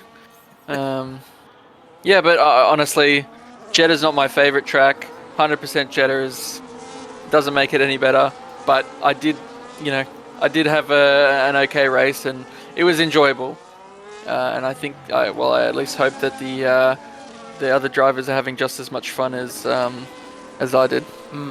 That hurts my feelings. Terrible choice, 100%. Well, blame the wheel on that one, and blame Dynasty for picking it for round one. That's all I can say. But no, it's been an experience. It's been an experience for us, obviously, of making. Well, we didn't really make the decision of picking the track. Obviously, the guys picked it, and the wheel decided the distance. So, yeah, and it has been an interesting one because how many people have done an endurance race on this new game, and that could be the problem, not savvy on it enough, unfortunately. So I do believe that it's down to the drivers that have made the mistakes on the game, because don't do many of these enduro races. Most leagues only do 2 or 3 enduro races, and then 9 times out of 10 they do the same every time. So, you change it up a bit. You've got this one, and then on round 4 you've got Singapore. Now, Singapore's not going to be easy. That's going to be difficult. So, yeah, I'm enjoying them. I think they're good. I think it changes the whole things up a bit. It changes strategies. We've seen Oblivion, win start to finish, at the moment, but now he's down to P2. Yes, he's on fresher tyres. We've got Terence now up in the P2, P1, with Matifa's up in the P3. This race could go any way, now. It's just, it's exciting. 37 laps out of 50. I'm going to let Jackal take it away. I'm going to stop waffling. Big shout out to Drifts. I know he's messaged me in the chat. Welcome, mate. Good to see you. It's been a long, long time. Hope you've got the game. If you have, then sign up, get involved. And look forward to seeing you on the track. But here we go, Jackal. Over to you, mate. Going very slow for the safety car restart. Extremely slow. I mean, it's good to bunch up like this, but also you don't want them to get too close to you because you might not have the jump on them that you think you do. So when they get right next to you, and it looks like he's going for it, which Oblivion has. Oh my goodness, that is some aggressive braking. I don't know about that. Terence, that looked like a slam on the brakes. Looked like he went and then he didn't. So that might have caused a bunch up. I think we're seeing some overtakes before the line. Yeah, Salt just overtook before the line. Maybe he didn't know the rules, but wow, that was a very interesting restart. And Terence has just lost the place to Oblivion, who will want to take that 3-second back for himself. He needs that 3 seconds. That 3-second buffer. Yeah, definitely, and I think Terence will be looking at a pen there. You cannot drop off on the acceleration. You have to go consistent speed. That will obviously be looked at by the onboard steward there. But Oblivion back out in front, and he's got a massive opportunity now because he's got 2 cars, as you did say, Jackal, on older tyres. So if RJ can clear these quick enough, then he's got another battle on his hands. But at the moment, he's 2 seconds out in front. He needs to put in that 3 seconds. We're going to go further down. Trio Kev is on intermediates. So I don't know what is going on there. Unless he's ran out of tyres, he needs to get off those inters and get onto some fresh tyres. Otherwise, he's going to be hitting a hefty penalty on a wrong tyre on a wrong track. So we'll have to wait and see. But at the moment, everyone is getting points. Are we going to lose anyone? Angus gets into penalties now, and he's dropped down into P8, and he's had a very clean race. That's both Aston Martins with penalties, and we've got we have a yellow, and that is Sick Party. Cleared now. I think it was all good. Mistake. It looks like it. And Cherokee is way back. Needs to get off those intermediates and get on to some better tyres. Terence still in that P2 position at the moment. RJ in that P3. It's really not gone to plan for some of these guys on this safety car restart, has it? Yeah, I mean, Oblivion has just pulled out almost a 4-second lead, so I mean, he's sweet. he sort of said, "Yep, you brake too hard in front of me. Now I'm going to show you who's the boss." Not going very well for Aston Martin. They both have 3-second penalties, and they're both dropping on the order. RJ's just received one as well. So it looks like almost more than half of the grid has penalties. Salt has a 16-second penalty. Obviously, that came from overtaking before the checkered line. So I think the team principal might want to go through the rule book with these guys a couple more times. Yeah, we do have the Ferrari TP, which we will be talking to in a second, but we are going to need someone to redeem it, because otherwise I'm going to have to boot him out, which I don't want to do. So, guys, if you are tuning in and listening in, Drifts, I have refunded you, mate. Thunderkill, I think I've refunded you, so if you do want to fire that through, then we will start the interview. But until then, if not, we will ask him to leave in the next couple of laps. But we'll just continue for the time being until we see that redeem come through. There we go, we're going to see the redeem come through. And there we go. So, Flubber, good evening, my friend. Welcome to you have in the chat. Has he gone again? Oh no!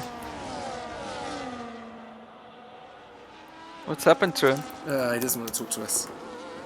Okay, we'll talk to him in a second. Oh. We'll talk to him in a second. Okay. 10 laps to go. I'm going to fire that in. 10 laps to go. Remember, on lap 45, we do a driver of the day. So don't forget that in a hurry. Right, here we go. Oblivion in pole position at the moment, looking to win this race. 5.9 seconds out in front of RJ. Then you've got Terrence in P3. That looks to have a little bit of an incident there on his back from the onboards. We do have the TP of Ferrari in the comms. Jacko, I'll let you take it away. Yeah, well, I mean, it's got to be a nice sight seeing another P1 with a dominant lead. Obviously, you had Jürgen Div 6, so this has got to feel pretty good. Yeah, it's can't really complain about it, to be honest. So, how do you feel about Sammy? Sammy, yeah, obviously not a good result. Not what we were hoping for him, but he was there for an opportunity, and unfortunately it didn't pay off tonight. But on to the next one for him, I guess. So yeah, it's been a very good season for you. It's at your if he does it, this will be your third win of the season. I mean, I don't know what the hell you're using for your fuel, but it must be the water, right? you know, it must be something in the water, definitely. Oh, and what's happened to the kick Saubers? Sorry to cut you off, but it looks like both Saubers have just made contact. Did you catch that, SJ? Yeah, it was on board that. They looked like they were all battling with the DRS, with Cali coming down that main straight, and they've all got it wrong. And I think, we've got front wings on Sebi gone, front left plate. We've got Tudor, he's lost his front left. Hado up into P11, he's had an interesting night, but doing a great job, and he will make up some serious spots as well as he goes round the outside of the kick salver because he's got that damage. And now we've got Sick Party, and this is definitely, I'll tell you, I'm going to talk to Flubber in a second, but Sick Party, I think, has got no front right plate. This has brought some of these guys that have really struggled tonight back into this race and scoring some big points. This race has just turned upside down. Oblivion looking likely to take the win here because RJ does have a penalty. Avon has a penalty. But yeah, obviously the kick Saubers were up there in that top pack, and now they're dropping down in the pack, and Hado's up there, and we've now got Vettel into P7. So things are changing very, very quickly, which is good to see, but unfortunately not good to see with all the damage. So I'm sure the onboards will have a nice, interesting look at these. But Flubber. Obviously, the last one of the night. The engagement's been great. I'll be honest with you. This is what we want. We want people to, have a little bit of a rivalry and keep it PG and engagement. And obviously, you've got a lot of people talking about your guys at the moment. We saw Yog obviously last night. probably missed out the grapevine there of Division 5. Very, very quick driver. He's obviously gone from Div 6 to Div 5 now, as he is a reserve. We've got Oblivion tonight, but Oblivion has not ran away with it in certain areas. He has struggled earlier on with the Astons, but now he seems to have the consistency. Like, what's your thoughts to your driver at the moment? Are you worried? Are you thinking Div 2's calling, or you think, it's extremely hard to say because it's only round 1. Yeah, it's a tough one because I thought before even Div 1, Div 2, 3 and 4 are pretty close in times, I think. They're all pretty similar, obviously qualifying, but when it comes to race pace, I think it's a little bit different. But yeah, obviously Oblivion is doing great tonight. I think in that first it was more him managing his tyres, what I'm thinking. I'm not engineering tonight, so I don't know what's going on behind the scenes, but yeah, I'm guessing he'll just obviously looking after his tyres in that first stint, and now he's having a bit more fun pushing, I guess. So, well, comments in the chat. Obviously, it looks like you could be the team to watch out for this season. What's the preparation going into round 2? Completely different track. We're hearing it is a 2-stop. It is a forced 2-stop. So if you do not do it, you will be DSQ'd. How do you feel? Is your team comfortable? Are they nervous? Are they biting fingernails? Are they losing hair? Like, what's the go? well, it's Monaco, so yeah, it's obviously It's Monaco, exciting! Come on, mate! It's much exciting! ma- It's ma- round mainly- 2 at Monaco. I'm come on! I'm loving it. I can't wait. Well, when you have 12 other drivers you're looking after in the team, you want to make sure they're all good as well. So, that's what we'll focus on over the next couple of days with everyone. Just kind of getting them used to the setups and everything like that, and then hopefully they get a bit more comfortable. Oh, we've had another caution. Hato is out. Hato's out. Hato's lost it. I'm just trying to find out where he's lost it. I can't find out where. I don't know where. I'm trying to work out where. We're going to jump back on the Sector 2 to 3 at the end of it, I think. Yeah. Possibly. I think start of sector 3, I believe. Yeah. I'm trying to work. Well, there's the safety cars. We are going to have a nice little sprint finish, which is going to change things up massively now because the top 3 all have pens. So, this is going to spice it up. Are we going to see any ones making pit stops? It might be too early, but we'll have to have a look. We'll jump on it in a second as we're seeing everyone come in for the softs. Really unfortunate. Yeah, okay, all right. Well, how about we swap you? I have the 12 drivers and you have 600. How does that sound, Flubber? Sorry, what was that? I was just having a look at the stream. Sorry. How about we swap it? I'll have the 12 drivers and you have 600 to deal with. No, you can have that, mate. That's all yours. You can have that any day of the week. So I'm happy to just be with Ferrari. So, but all in all, as the TP of Ferrari, pretty happy with the first round. Yeah, first round overall was pretty good for points, I think. Div 2 could have been obviously better for myself and Stoyan, but stuff happens first round, so we'll sort that out over the next few races and move on. And obviously Div 6, Yog reserved last night, but before he joined the team, like we did practice with him and stuff, so got him up to speed and got him used to the track. So whoever gets him in the future, he's keen to practice and stuff. So that's good to always see.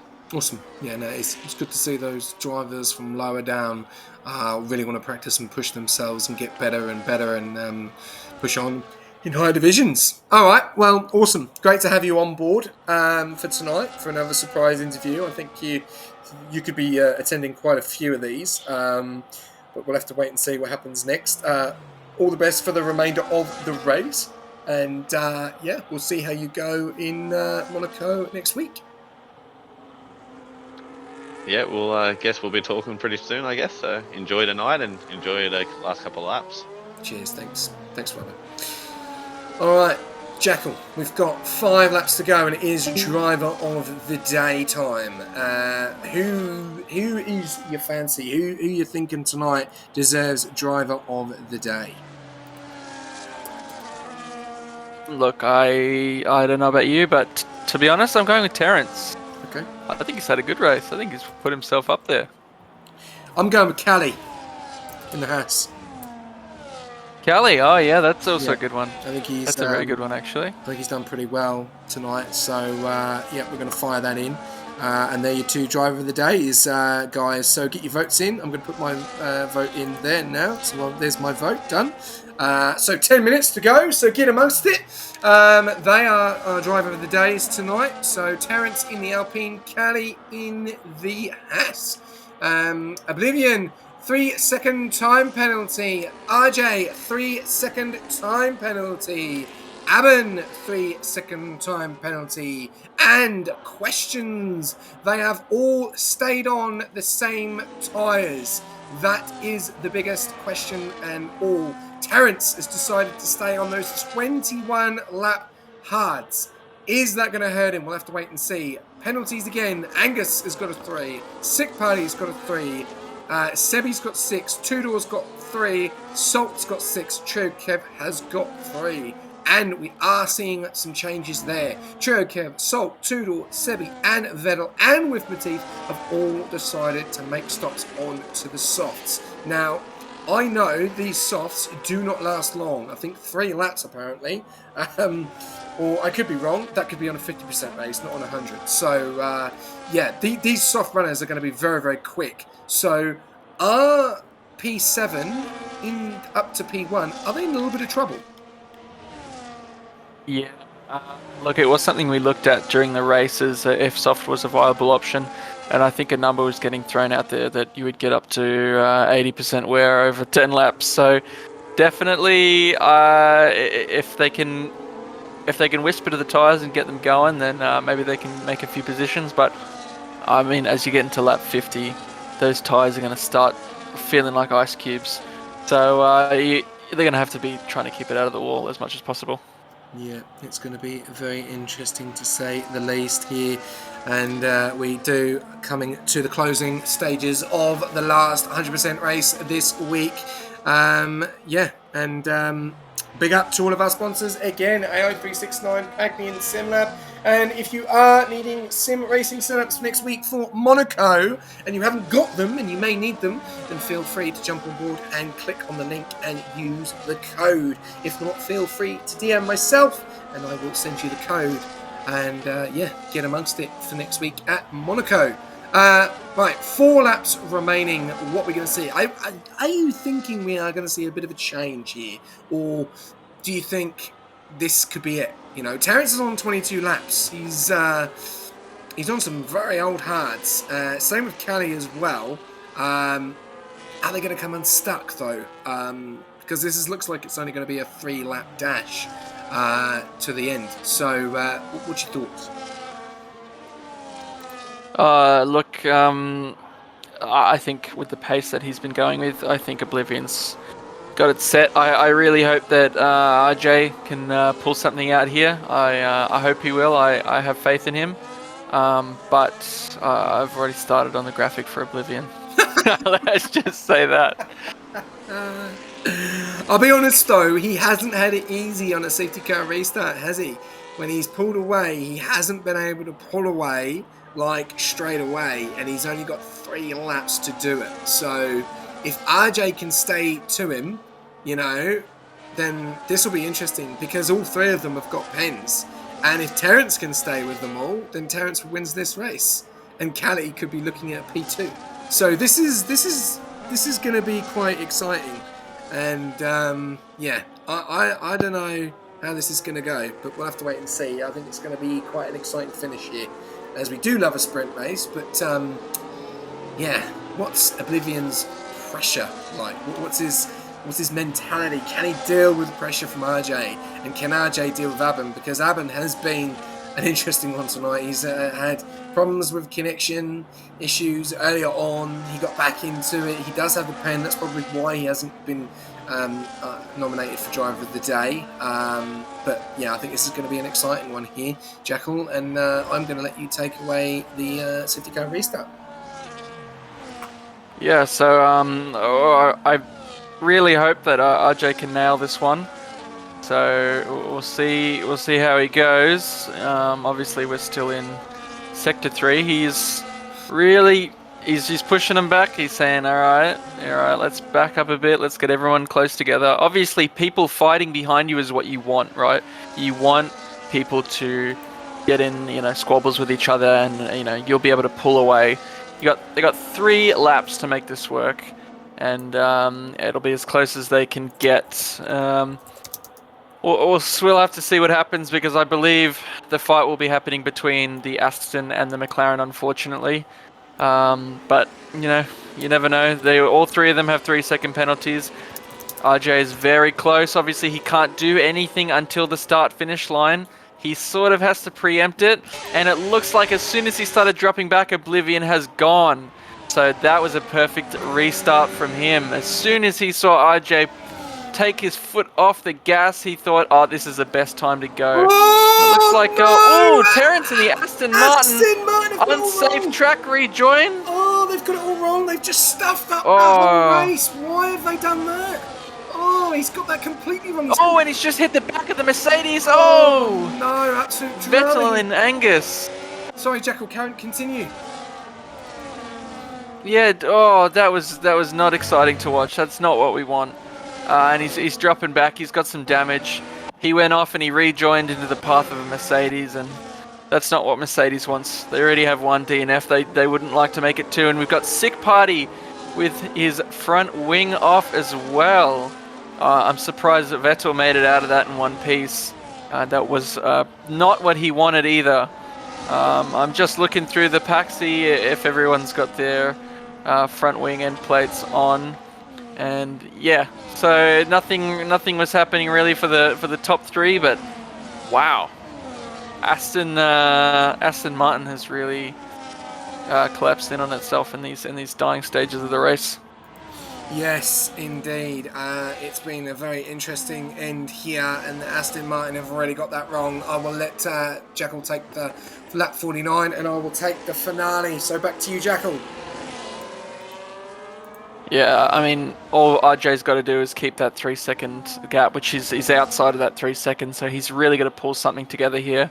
And, Aben right behind him is not going to be helping him. If they start fighting, then there's going to be some trouble. And it looks like Callie and Whiff have just made a little bit of contact. Whiff says, that's my place, please let me through. And we've got, oh no!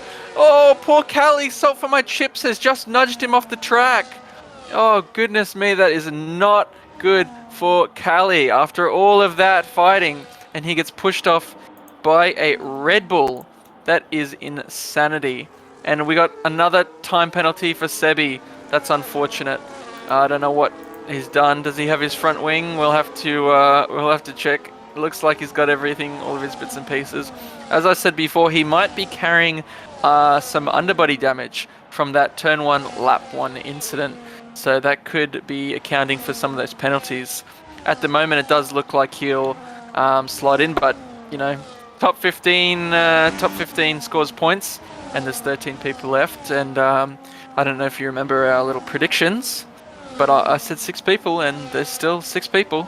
Yeah. And we haven't seen anything change so far. It looks like Oblivion's going to go into start his final lap.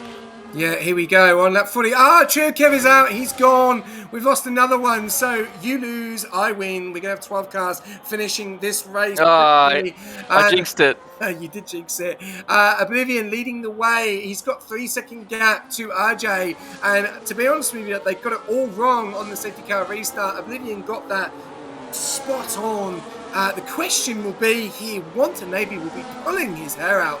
What were Aston Martin doing on that safety car restart? That has destroyed their opportunity of getting some big points now.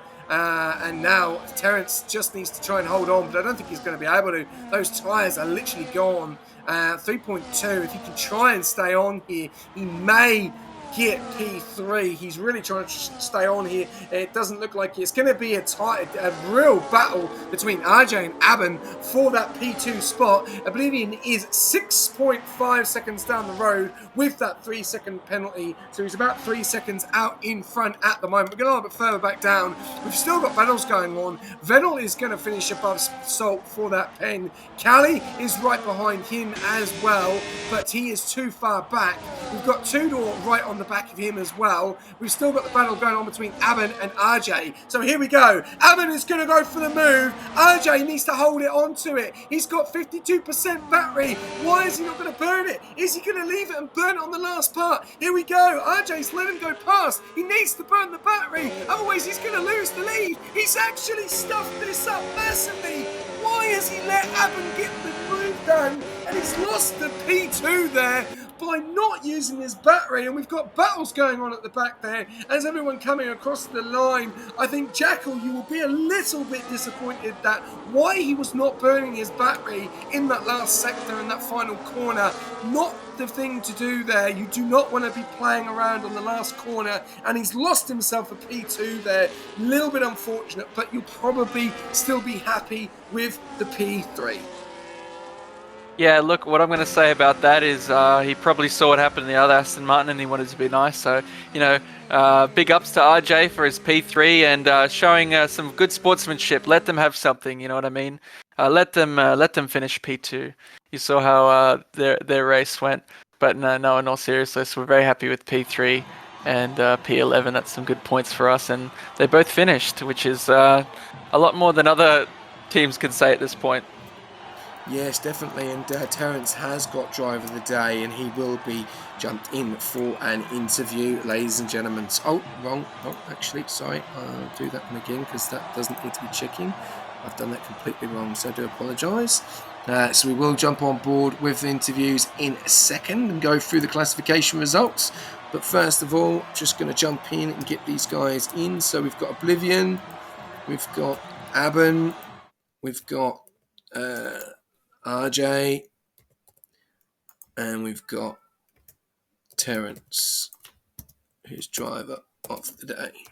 Okay, guys, jump in for a quick interview. There we go. So, race winner, Oblivion, fastest lap, Angus, driver of the day, Vettel for the game, most overtakes, Terence, and cleanest driver, Terence. Here are your classification results. Oblivion taking out pole position and the win, P1, Aben taking P2, RJ P3, then Vettel, then Terence, then Whiff, then Callie, Tudor, Salt, Sick Party, Sebi, Angus, Trio, Kiv, Hado, and then Fish Slips, Dickinson, Swift, Sebi, all out of this race, finishing up with 12 drivers. Am I got it right? How do you feel about that? That's a good sign. Happy that both my drivers finished. If I had champagne, I'd be drinking it. Yes. So very, very happy with that. Yeah, no, it's you will be happy with that. We'll just wait for these guys to jump in, and we'll obviously have the interviews in a second. So we're just waiting on Aben and Terence to jump in. But first of all, while we wait on those guys, give me a bit of a summary of tonight.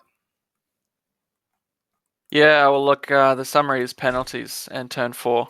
So there was a lot of accidents happening. There wasn't too many major ones. We did see a couple people turn the opposite way around, and saw a couple of penalties come out for that. So the stewards will definitely have something to talk about, and definitely have their work cut out for them. But it was very good that I started early on that graphic, because maybe I jinxed myself a little bit with that one.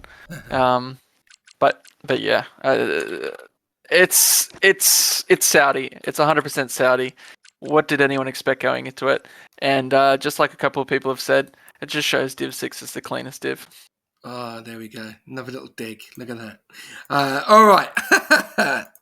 All right. Thank you very much for everyone tuning in tonight. Let's go overboard. Let's go over to the interviews. First up, we'll go with the driver of the day, who has been voted by the audience tonight. Let's just give the hands up there. 8-5, so pretty close near the end. Terence, you have been given driver of the day, and it looked like it was going to plan. You decided to go on a different strategy. The guys were on older tyres, and then unfortunately the safety car came out, which then changed things up yet again. Yeah, absolutely. This is my first race. Sorry, my English. This is my first race. On my new wheel. So I thought I would be very slow. Before the race, because when I am in practice, it's like I'm 0.4 second per lap slower than I before. But I don't know why. Maybe I just cut my new hair, so I just cut my hair and get a new vibe onto the first race of the season. So I performed quite well over my expect.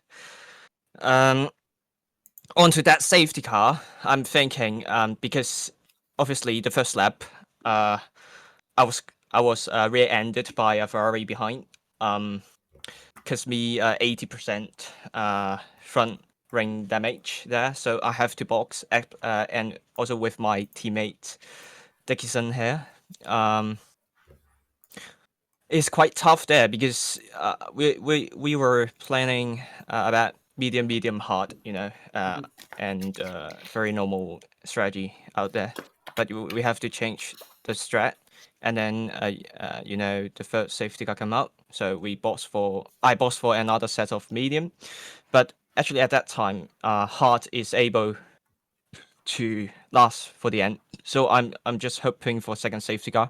Unfortunately, my teammate ahead of me and also with there and right on the curb and spin out there and crash onto the wall because the second safety car. And then I think it's around lap 34 or 35 there.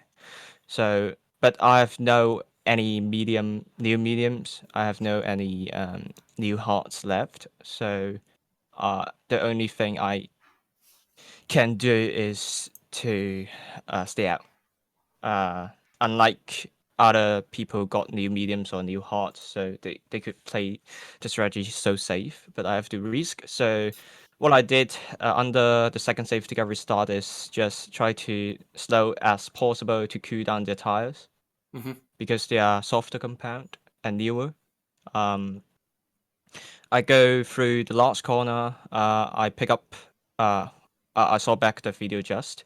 I pick up about 60% throttle before the last corner, and I keep that 30 around 40% of throttle go on the while the mid corner. So you and then didn't throughout drop the the corner I just acceleration. leave out. You didn't drop the acceleration in the safety car Yeah, I restart did. because Oh, you can't. Oh, okay. yeah, because Because that was obviously something that we were looking at because obviously Jackal has said that on your safety car restart when you took it away, it looked like it was very slow, but then it looked like it jolted again. So obviously it will be looked at obviously by the onboard. The question is did you keep the fluent acceleration? Did you then accelerate, then deaccelerate, then accelerate? Because if you have to do it in one motion. You have to do it fluent. You can't drop. okay. If you've dropped off the acceleration, then unfortunately it's going to be a penalty because you need to keep, you need to keep the fluid. It depends then. Yeah. So That's the obviously, experience. okay, all right. Well, it's interesting because I think Jack will probably ask you the same question. And yeah, obviously, your engineer's saying stop leaking the strategy, which is fair enough. But no, you got driver of the day. Great performance. I think you'll probably be happy with the whole overall weekend as the TP of Alpine. Of how everyone's done. Obviously, Gangster looking to be promoted P2. to P2. Yeah. And Ados obviously having a very, very good night in Division 5. Very unfortunate in Division 1. So, yeah, all in all, you'll probably be very happy. And I'll pass you over to Jackals if he's got any questions for you. Hello, Jacob. He's probably muted himself. Jackal, Oh, you sorry. with My us? goodness. It's Sorry, I okay. was It's okay. typing away. I was trying to get this graphic out. Yeah, it took the words out of my mouth with that safety car one. We were all scratching our heads a bit. But you were Uh-huh. my pick for driver of the day. Because I thought you were having a very good race and you made up some good places. It was good to see you in P1 for a little bit there. I know SJ was very happy to see you in P1 for a bit there, but yeah, it's one of those things, isn't it, where No you're matter not. how, I think no matter how strong are you, I don't think you can ease off those 15% tar disadvantage. So Yeah, I mean, there's a massive disadvantage going into there with the longer tires. But how did you feel at the start? you mean the lap one? Yeah, the start of the whole race. Ah, disaster, I would say, because I'm just watching ahead and I try to early brake. You don't want to rear end anyone, so I just keep the distance on to the car in front of me. But the Ferrari outbrake himself and right end into me, so I drop into P15, I think. It's kind of disaster there because you obviously don't want any damage on the first lap, on the first corner, and on the first race of the season. But I have to take it. I have to head down and go for the rest of 49.9999 laps remaining there. Yeah, quite an experience. So if I get the penalty millimeters in lap one incidents or the safety car infringement, I'm still happy with that because no matter what, I think this is a very good chance to see where and my teammate should be at in Division 3, and also my pace is in. Sorry, and also Division. My pace is still kind of competitive after I changed my wheel. Yep. No, it was great to hear from you, and congrats on driver of the day. Thank you for that 1 point. Thank you. No worries, and yeah, well done. And well, you live and learn. You live and learn. You make mistakes, and then you move on from them. So hopefully you learn from it, and yeah, we'll look forward to seeing what you can do in Monaco next week. All right, cool. We'll go back over to our long ones. Cheers, Terence. It was a little bit of a longer interview, but we'll make these pretty quick because I reckon these guys are done and dusted. Right, we'll take this one away. It's actually your driver. So, RJ, over to you, Jackal, for RJ. RJ, mate, I know how bad you wanted that win. I know how bad you wanted it, mate, but honestly, I'm very happy with your performance, to be honest, and I'm sure you're scratching for a little bit more, but you have to be happy with P3, surely. Sort of had a bit of a unfair 5-place group penalty in the qualifying, put me back to about P8, but other than that, had a really decent race pace. Wanted it at P2, but unfortunately a barn stole it right at the end, so fair play to him and also fair play to Oblivion. Just really good pace, couldn't keep up with him. Yeah, no, I mean, that 5-place grid penalty obviously didn't help anything, but you know, you were there the whole race. You know, didn't drop back too far, and you kept us all on the edge of our seats. So well done for that. How did you feel during the safety cars? Did you feel like obviously sitting behind Oblivion, just waiting to go, rearing to go? How did you feel? You know, on the straightaways. I think one of them I had a terrible exit, but the rest of them I think I had similar exit, if not better than Oblivion. Just wanted to get past them, but also wanted just to stay behind them so he can pull me away from the rest of them. But I think the safety cars helped. All of them actually kind of helped until the last one because I had a 3-second kind of scared that I was going to lose my podium, but did not. So happy. Yeah, no, I'll hand you over to SJ. I'm sure he's also got some questions for you. But for me, yeah, well done for me, and you'll be seeing a P3 graphic in the McLaren Discord. Don't you worry. Oh, thank you. RJ, no, great race, mate. Looked like you had a very interesting night and a very interesting battle with the Astons tonight. It looked like it was we were trying to work out an analogy that we could use over the green apples and the oranges. Because it was you and Sebi for quite a period of time until he obviously got that penalty. I'm not going to say too much. I'm just going to say the last lap. You had a lot of ERS. And sometimes people risk it for the biscuit on the final corner. Why did you not burn on the final corner and stay in front of Aben? Burned a little bit, but then hopefully I was trying to get a better exit out of the last corner and also having DRS. Thought I had the tyre advantage over him, but didn't. Had a bit of a slide on the exit. Try to burn everything, but yeah, it wasn't enough. Yeah, when I would have said like 20%, I would have said fair enough, but you had 56% battery on the final corner, and I was like, oh no, I don't think he's got it. But no, mate, a great drive. Honestly, I think McLaren have done a fantastic job across all 6 races. Last thing for me is Monaco. How you feeling?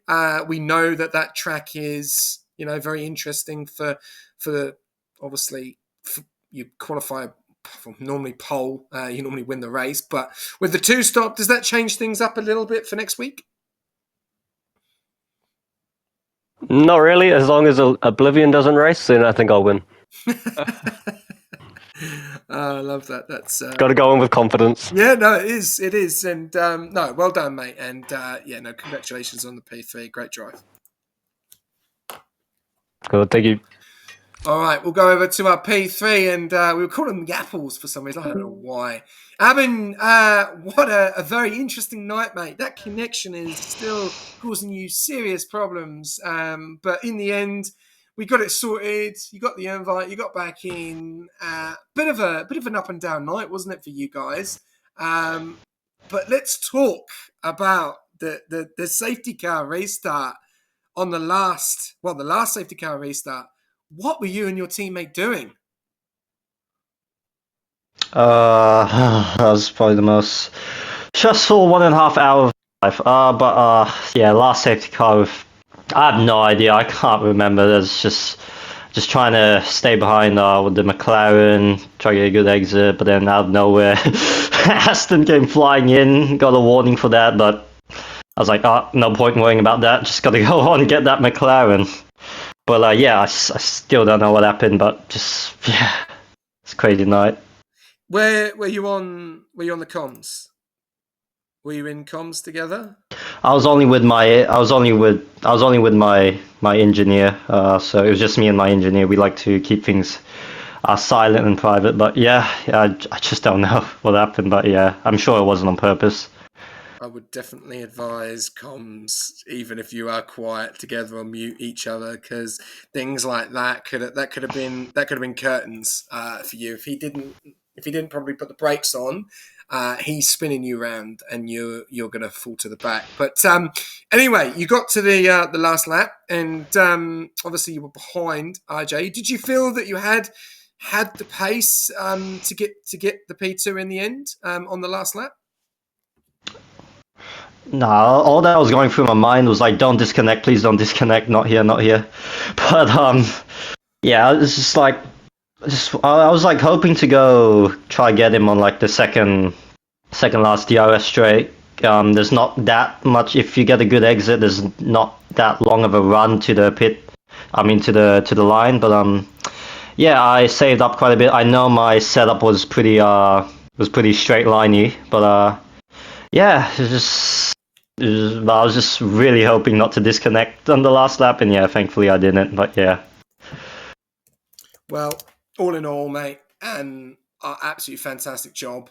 If it wouldn't have been the pen, I think you would have been up for a nomination of Driver of the Day, because to get disconnected and then to push it back on and put it on the podium is, I'll take my hat off to you, mate. That's good, and that's dedication. Thank you. Commitment, and that's good to see. Some people just go, stuff it, can't be bothered, which is a little bit disappointing. We want to see people finish, and when there's only 15 cars that score points, it's a massive opportunity for guys still to score points. So congratulations on the P2. A good night for Aston Aston Martin, and I'll pass you over to Jekyll.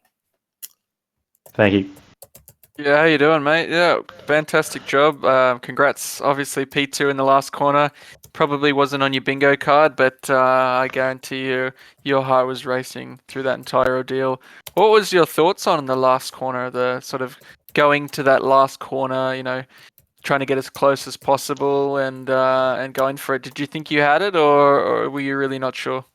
Honestly, I was more worried about Terrence behind because he was still looming within the penalty range. I think it went as the highest I saw it goes like 3.2. So I was like also like I was like bouncing between will I be in front? I just needed to pass the McLaren just to be safe in general. But yeah, I can't really remember that last time. I was more worried about the Alpine mine, but yeah, managed to get the run on him. Knew like I said before, my setup was very good on the straight line. But yeah, just went through it and yeah, straight to the line. P2, like after a disconnect that sent me back like, I don't know, 10 places. Could have been competing for the win there, but yeah, it is what it is. Just really happy with how things turned out. It's the best I could have done. So yeah. Yeah, talk me through when you got disconnected and had to come back. I mean, what was going through your brain in those moments? Yeah, it's no stranger to disconnections. I don't know what happens. I checked my Wi-Fi speed. It's fine. Nothing else is using the Wi-Fi right now except my PS5. I'm on voice chat using mobile data, so I don't know. But it's just EA stuff. It's just I don't know anymore, man. It's just sometimes it disconnects, sometimes it doesn't. Just loves to choose the perfect time. I don't know, but it is what it is. Don't know. Maybe have to choose another. Yeah. I do have a Ethernet cable. Yeah, run that. I do have one. It's still weird. Yeah, it's connected to my modem, just still disconnects. It's crazy. I don't know, man. It is what it is. Fair enough. And how did your start of the race go? Like, what was your thoughts during the start? Maybe in the first 10 or so laps. Yeah, it was a pretty good start. I managed to get the jump on Oblivion, just so I was like P2 for like a lap and a bit, just focusing on trying to get the lead. But then I think like I said, lap 10, that's when I disconnected and yeah, to fight my way back up through the midfield. Some really fast drivers there, and unfortunately got like BS penalties. I may be able to get it removed, but it serves no point honestly because Oblivion's too far ahead. So like, yeah, it's just crazy race. Yep, fair enough. Well, that's all the questions I have. Fantastic job on taking P2 away from my driver. Sorry about that. All good, all good. Thanks, guys. Thank you. Have a good night. Okay, thank you, Aben. Right, now we'll go over to our winner of the night, Oblivion. What a night, mate. Didn't have it easy to start off with. You were very comfortable, obviously, with your qualifying, deciding to retire quite early, which is pretty impressive. And also another headache for us because people keep commenting Ferrari have got another driver in another division which needs to go up. But we won't talk about that because it's not necessary. But no, great night. Found it a little bit difficult at start off with, trying to get past, obviously, the Astons. But after you got your momentum, mate, you just pulled away. Yeah, once I got past that start, it was a pretty straightforward race. Just tried to manage at the start. On those first mediums, I was honestly thinking of one stopping, but then the safety car came out at the wrong time and had to pit, otherwise the race was going to go backwards from there.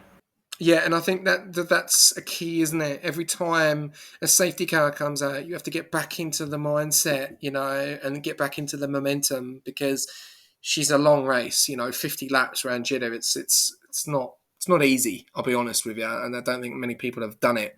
So these enduro races are pretty tough. So how do you get yourself back into that mindset? Because your tyres are cold, you've got to warm them up again, or you've got to change your pit stop strategy. So what were you being told in the engineering box of how to manage and get back into that mindset and continue racing?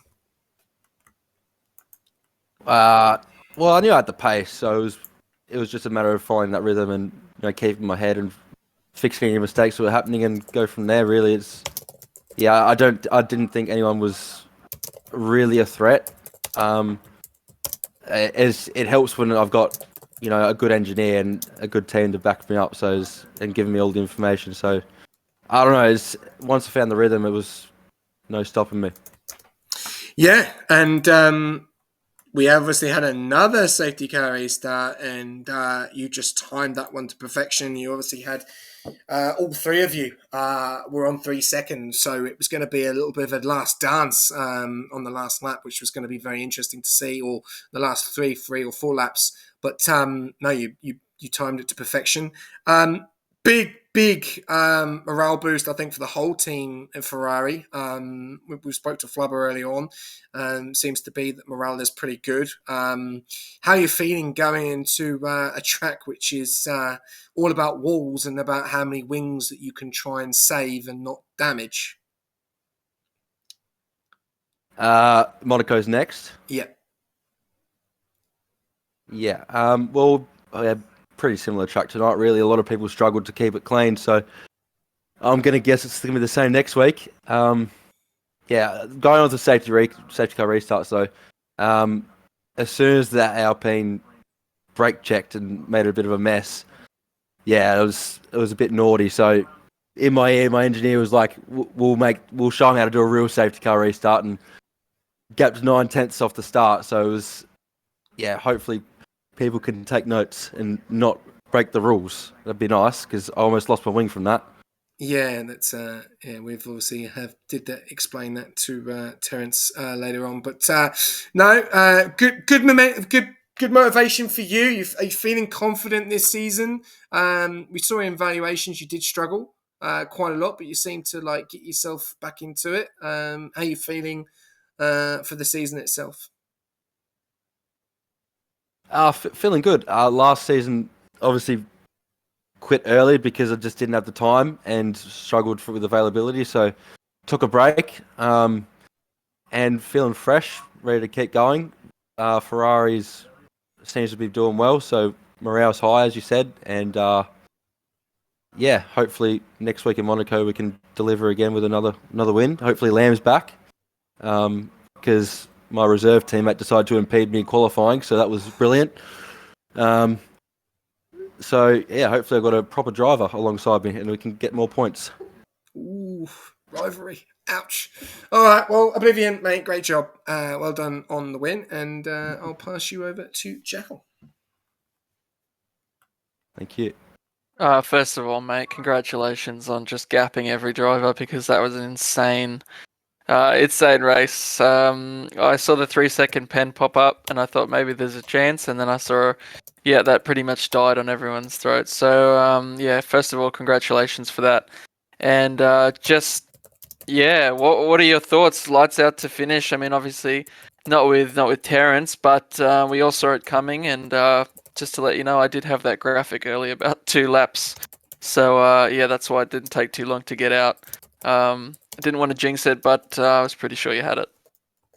Yeah, I got a pretty bad start, so I had to try and make my way through the Aston Martin, and I can't remember who the other guy was. I think it might have been the McLaren or the Red Bull. But as I said earlier, no real worry. I just had to find the rhythm and make no mistakes. Really, I mean, there were some quick drivers. Don't get me wrong. Like the McLaren at one point was really quick, but I felt like he was using his battery, and once I started to manage my battery and get into the rhythm, DRS was gone, and it was just, it was pretty straightforward from there. There's no gaps, but then the safety cars kept coming out. It was the wrong time. Build a gap, stop. Build a gap, stop. We saw it all week, really, in other divisions. People would, turn 4's been a killer. And, I mean, it's what you expect with street track, so it's... Overall, I'm pretty happy with it, but it mate, it was fantastic. And that safety car restart, your one, not Terrence's one, because we know how you feel about Terrence's one. You did a few of them. What are your thoughts, obviously, in that just before the last corner? What was that? Sorry, could you repeat? Yeah, just your thoughts on right before the last corner and the safety car restarts. What's sort of going through your mind? Well, I had one earlier, the first time, and I was like, I'm just gonna go as soon as I exit. But I thought that was pretty expected, and it didn't really work for me. I delayed my overtake button, so I didn't really nail it. But the second one, I kind of delayed it on the straight, waited for the McLaren to kind of get alongside, and then once he gets alongside, he has to back off. So as soon as he backs off, I go. So it built a bit of a gap and a little bit That of a was mind good. game. Yeah. So that's what I was thinking, but and it paid off. But the first one was, yeah, I completely messed that up. Yeah, no, it's all right. And qualifying, what was your thoughts during qualifying? Yeah, typically not a really good qualifier. It was a good lap, but I struggle with the stop starting. Like you do a lap, you come in, you don't really find that rhythm. So, I mean, in my first two laps, well, the second one got impeded, and the first one I just invalidated. I made the mistake, so got the lap in on the last run. Was a bit stressful, but got it in, and yeah, that was really it. Yeah, I mean, Ferrari are fighting the allegations of, you know, good drivers. I mean, what's that? 3 wins in 6 divisions, so certainly earned your merit there, and they'll be very happy with you and the other winners, and you know, it's good for Ferrari. You'll be getting a few pats on the back. Yeah, it's been a successful week. Discord's pretty happy, so yeah, hopefully this carries on to Monaco. Yeah, mate. Well, congratulations again. There's nothing more from me, but yeah, congratulations. That was some good racing. Awesome, thanks guys, appreciate it. No worries. All right, well, there we go. That is all the interviews, and that is the end of the last race of the week. We've obviously got more action following on tomorrow night, where the reserve program is back. Yes, but it has a twist. So if you are tuning in and you are still here, listen up. Reserve program works exactly the same as last season. There's no different real changes apart from full-time drivers can jump in and can take part. Just helps up the audience a little bit, the attendance a little bit, and also helps some of the other drivers learn and develop new skills and develop against other drivers. Still the same system. Drivers across all 6 divisions can be on the same grid. They are not the same duration as the league races. So depending on attendance, they go from 25 or 35%. They are the 2 options.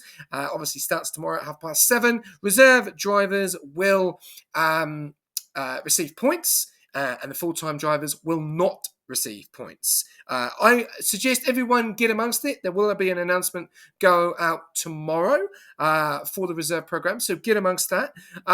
Jackal, that is it. That is every single division done and dusted. I know you've been in the comment box twice, but thoughts on the opener for round 1 across all 6? No, that was fantastic. Fantastic round 1, and congratulations to all the winners and podium sitters and everyone who finished, and also everyone who didn't finish. It was a tough race for everyone, and just a massive start to the season. Obviously, this is my first one with Rush, but honestly, it felt pretty good. I think that was a very good start to the season, and people are pretty happy. Yeah, I think it has been a very interesting start as well. This guy makes me laugh. He goes from winning Div 6 and now wants to beat the reigning defending champion, Campbell Adams. Okay, mate. Calm down, mate. You want to run before you can fly, my friend. You're about to drive against the fastest Australian driver out there. So, yeah, you might want to check that. Just big up to everyone in the comments tonight. Really appreciate the support. Mickey20384, thank you very much for the follow. Druzilla, Campbell Adams, good to see him following. I thought he was following, obviously not.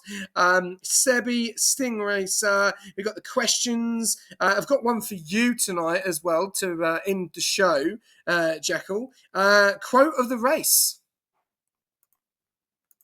Oh, yeah. Oh, don't put me on the spot like this.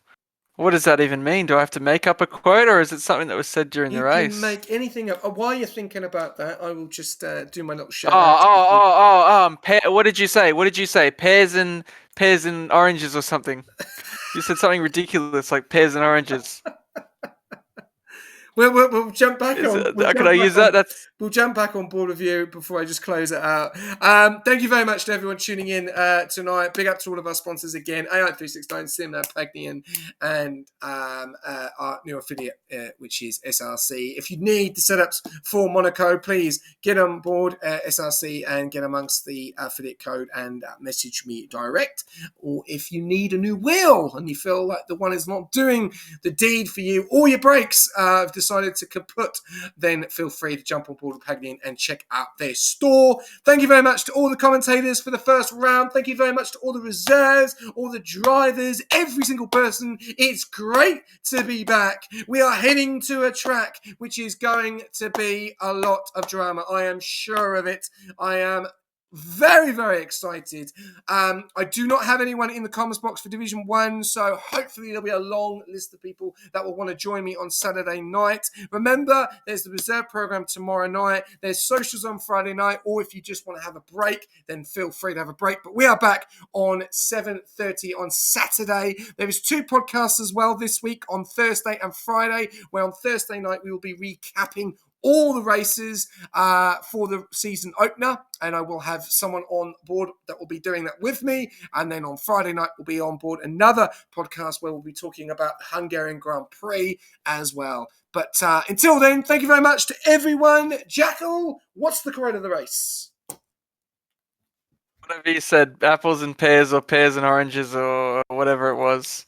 Something that had to do with fruits that was not at all relevant. Okay, well, that was absolutely the worst quote of the race I've ever heard of, but I will try and change it up a little bit. Apples and oranges, the green Aston Martin and the oranges of the McLarens, but it wasn't. It was the strawberries of the Ferraris that took it out. We will see you in Monaco. Good night.